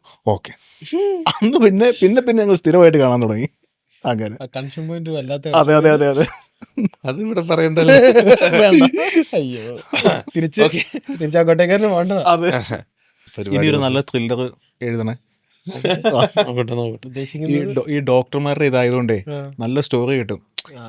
ഇവരിരുന്ന് നിങ്ങൾ സർവീസിൽ ചെയ്തുകൊണ്ടിരിക്കുന്ന സമയത്തല്ലേ നല്ല ആൾക്കാർ വന്നു കിട്ടും, എന്തെങ്കിലും കഥകൾ വന്നു കിട്ടും. പിന്നെ പുതിയ പുതിയ മാർഗങ്ങളുണ്ടല്ലോ കൊല്ലാനുള്ള. അത് അയ്യോ, അതിൻ്റെ ഇടയ്ക്ക് ഒരു കാര്യം പറയാം. എൻ്റെ അടുത്ത് ഇവൻ ഒരു പ്രാവശ്യം ഒരു കഥ എഴുതിയായിരുന്നു ഓൺലൈൻ. പുള്ളി എനിക്ക് ഇങ്ങനെ അയച്ചു ധ്യാനൻ്റെ അടുത്തൊക്കെ പറഞ്ഞതൊക്കെ പറഞ്ഞു. മറ്റേ സൈക്കോ ഒരാളെ കൊല്ലുന്നത് എങ്ങനെ, ആ കൊന്നാൽ ബോഡി മറവ് ചെയ്ത് ഇങ്ങനെയൊക്കെ ചിന്തിച്ചു പോയി ഒരു ലെവലിലൊക്കെ എത്തി പുള്ളി. അതിന് വേറൊരു കാരണമുള്ളൂ. ഒരു ദിവസം അപ്പനൊരു ആക്സിഡൻറ്റ് പറ്റി. അപ്പൻ വെച്ച് കഴിഞ്ഞാൽ കാലിൽ ലിഗമെൻറ്റ് പൊട്ടി. ലിഗമെൻറ്റ് പൊട്ടിയിട്ടാണെന്ന് തോന്നുന്നു. അങ്ങനെ ലിഗമെൻറ്റിൻ്റെ സംഭവം കണ്ടിട്ട് പുള്ളി 2 ദിവസം ഹോസ്പിറ്റലായി. ഞാൻ വീട്ടിൽ ചെന്നപ്പോൾ ഞാൻ വീട്ടിൽ അപ്പം അമ്മേനോട് പറഞ്ഞു നീ വീട്ടിൽ പോകണം, നീ ഹോസ്പിറ്റലിൽ നിന്നുള്ളോ. ഞാൻ പറഞ്ഞുകൊണ്ട് ഞാൻ ഒറ്റയ്ക്ക് ഇരുന്നുള്ളതെന്നൊക്കെ പറഞ്ഞ് വീട്ടിൽ പോയി. എൻ്റെ വീട്ടിലിരിക്കുന്ന വെച്ചിട്ട് വീട്, പിന്നെ ചുറ്റും തപകത്തോട്ട്, അവിടെ മനുഷ്യരില്ല. അപ്പോൾ ഞാൻ അവിടെ പോയിരുന്നിട്ട് രാത്രി 12 മണിക്കൊക്കെ ഞാൻ മുറ്റത്തോടെ ഇങ്ങനെ ഇരിക്കാം. ഞാൻ മുറ്റത്തോട്ടേക്ക് ഇങ്ങനെ ഞാൻ ആലോചിച്ചപ്പോൾ ഇവിടെ ഇപ്പം ഇന്നിങ്ങനെ സംഭവിച്ചാൽ എന്ത് സംഭവിക്കും, കൊള്ളാം. അത് കഴിഞ്ഞിട്ട് ഞാൻ ഇവരോട് പറഞ്ഞത് ഒരു കഥയൊക്കെ ഉണ്ടാക്കി ബോഡി മറ്റേ ആസിഡിൽ വെച്ചാൽ ഇങ്ങനെയാണ്. എൻ്റെ പൊന്നു കുറെ നാളത്തേക്ക്. അതെ അതെ അതെ, റബ്ബറിന് സൾഫ്യൂരിക് ആസിഡ് ഇഷ്ടം പോലെ കിട്ടുമല്ലോ. റെക്കാർട്ടൽസിന്റെ ഒക്കെ ഒരു പരിപാടിയായിരുന്നു. നമ്മൾ ഡ്രമ്മിനകത്ത് ബോഡി വെച്ചിട്ട് സൾഫ്യൂരിക് ആസിഡ് ഒഴിച്ച് കുറെ കഴിയുമ്പോൾ സാധനം ഫുൾ അങ്ങ് ഇതായിപ്പോ ചെറിയ ചെറിയ പീസസ് ആയിട്ട് അങ്ങ് പോകും. അത് കഴിഞ്ഞിട്ട് ആ സൾഫ്യൂരിക് ആസിഡ് എന്തിനെങ്കിലും ഉപയോഗിക്കാൻ പറ്റുമോ? വളമാക്കാല്ലേ? വളമാക്കാൻ പറ്റത്തില്ല. സൾഫ്യൂരിക് ആസിഡ് വളമാക്കാൻ പറ്റത്തില്ല. ഇല്ല, പറഞ്ഞായിട്ട് പിന്നെ നമുക്ക് ഷീറ്റ് മറ്റേ റബ്ബർ ഷീറ്റ് പ്രോസസ് ചെയ്യാൻ ഉപയോഗിക്കാൻ പറ്റുമോ? അറിഞ്ഞൂടാ. അങ്ങനെയാണ് കൊള്ളായിരുന്നു. അങ്ങനെയാണ് അങ്ങനെയാണെന്നുണ്ടെങ്കിൽ പോലും ആ സൾഫറിക് ആസിഡ് നമുക്ക് യൂസ് ചെയ്യാൻ പറ്റില്ല. കാരണം വെച്ചാൽ നമ്മൾ എല്ലിന്റെ പീസുകളൊക്കെ എന്തുണ്ടാവും. എല്ല് പോവില്ല. എല്ല് പോവില്ലെന്നല്ല ഞാൻ പറഞ്ഞ. അതിന് പക്ഷേ നമുക്ക് അതിന്റെ ചെറിയ ചെറിയ പീസുകൾ എന്തായാലും അതിനകത്ത് കിടക്കും, ഉറപ്പാണ്. നമ്മളത് കടലിൽ ഒഴുക്കുന്നതിന്റെ കാര്യം എന്ന് വെച്ചാൽ അവിടെ ചെന്നിട്ട് ഈ സാധനം ഡിസോൾവ് ആയിട്ട് എന്തെങ്കിലും, കാരണം വെച്ചാൽ അത് നമ്മൾ പോയി കഴിഞ്ഞാൽ പോലും നമ്മൾ കല്ല് കെട്ടി തരുന്നതിന് വെച്ചാൽ മീനുകൾ കഴിക്കും. അതാണ് എൻ്റെ കാര്യം. എല്ലെന്ന് വെച്ചാൽ എല്ല് നമുക്ക് കിടക്കില്ലല്ലോടാ. നമ്മൾ സൾഫറിക് ആസിഡ് ഇട്ട് കഴിഞ്ഞാൽ പോലും ഇത് പീസായിട്ട് അങ്ങ് പോകുമല്ലോ. അങ്ങനെയാണല്ലോ. പിന്നെ നമ്മൾ ചില ഇംപ്ലാന്റ്സ് ഒക്കെ ആണ് അതിനകത്ത് ബാക്കി റിമെയിൻ ആവും. ഇംപ്ലാന്റ് ഒരിക്കലും പോവില്ല. അത് ഇവൻ ഈ രാത്രിയൊക്കെയാണ് ഈ സാധനം അയച്ചു തന്നെ. ഇവൻ മറ്റേ 5 മിനിറ്റ് 6 മിനിറ്റിൽ വോയിസ് നോട്ടൊക്കെ ഇട്ട് അയക്കുക. ഇത് നമ്മുടെ ഫസ്റ്റ് കേസിൽ ഇംപ്ലാന്റ് വഴിയാണല്ലോ നമ്മൾ അങ്ങോട്ട് എത്തുന്നത്. അതെ അതെ അതെ. ഓക്കെ ഇംപ്ലാന്റ് കിട്ടും, കിട്ടിയാൽ കിട്ടും. വഴിയാണല്ലോ നമ്മൾ കാട്ടുന്ന കേസ് പിടിച്ച് നമ്മള് ഹോസ്പിറ്റലിൽ എത്തിയിട്ട് പിന്നെ അങ്ങനെയാണല്ലോ. അതുപോലെ എനിക്കൊരു തവണ തോന്നിയത് നമ്മുടെ ഈ മറ്റേതില്ലേ പേസ് മേക്കർ അല്ലേ, പേസ് മേക്കറിന്റെ ഡേറ്റ നമുക്ക് ഫോണിൽ കിട്ടുമല്ലോ. ഇത് ഫോറൻസിക് പടത്തിലുണ്ടല്ലോ. ഉണ്ട്, അത് ഹാക്ക് ചെയ്യാമല്ലോ.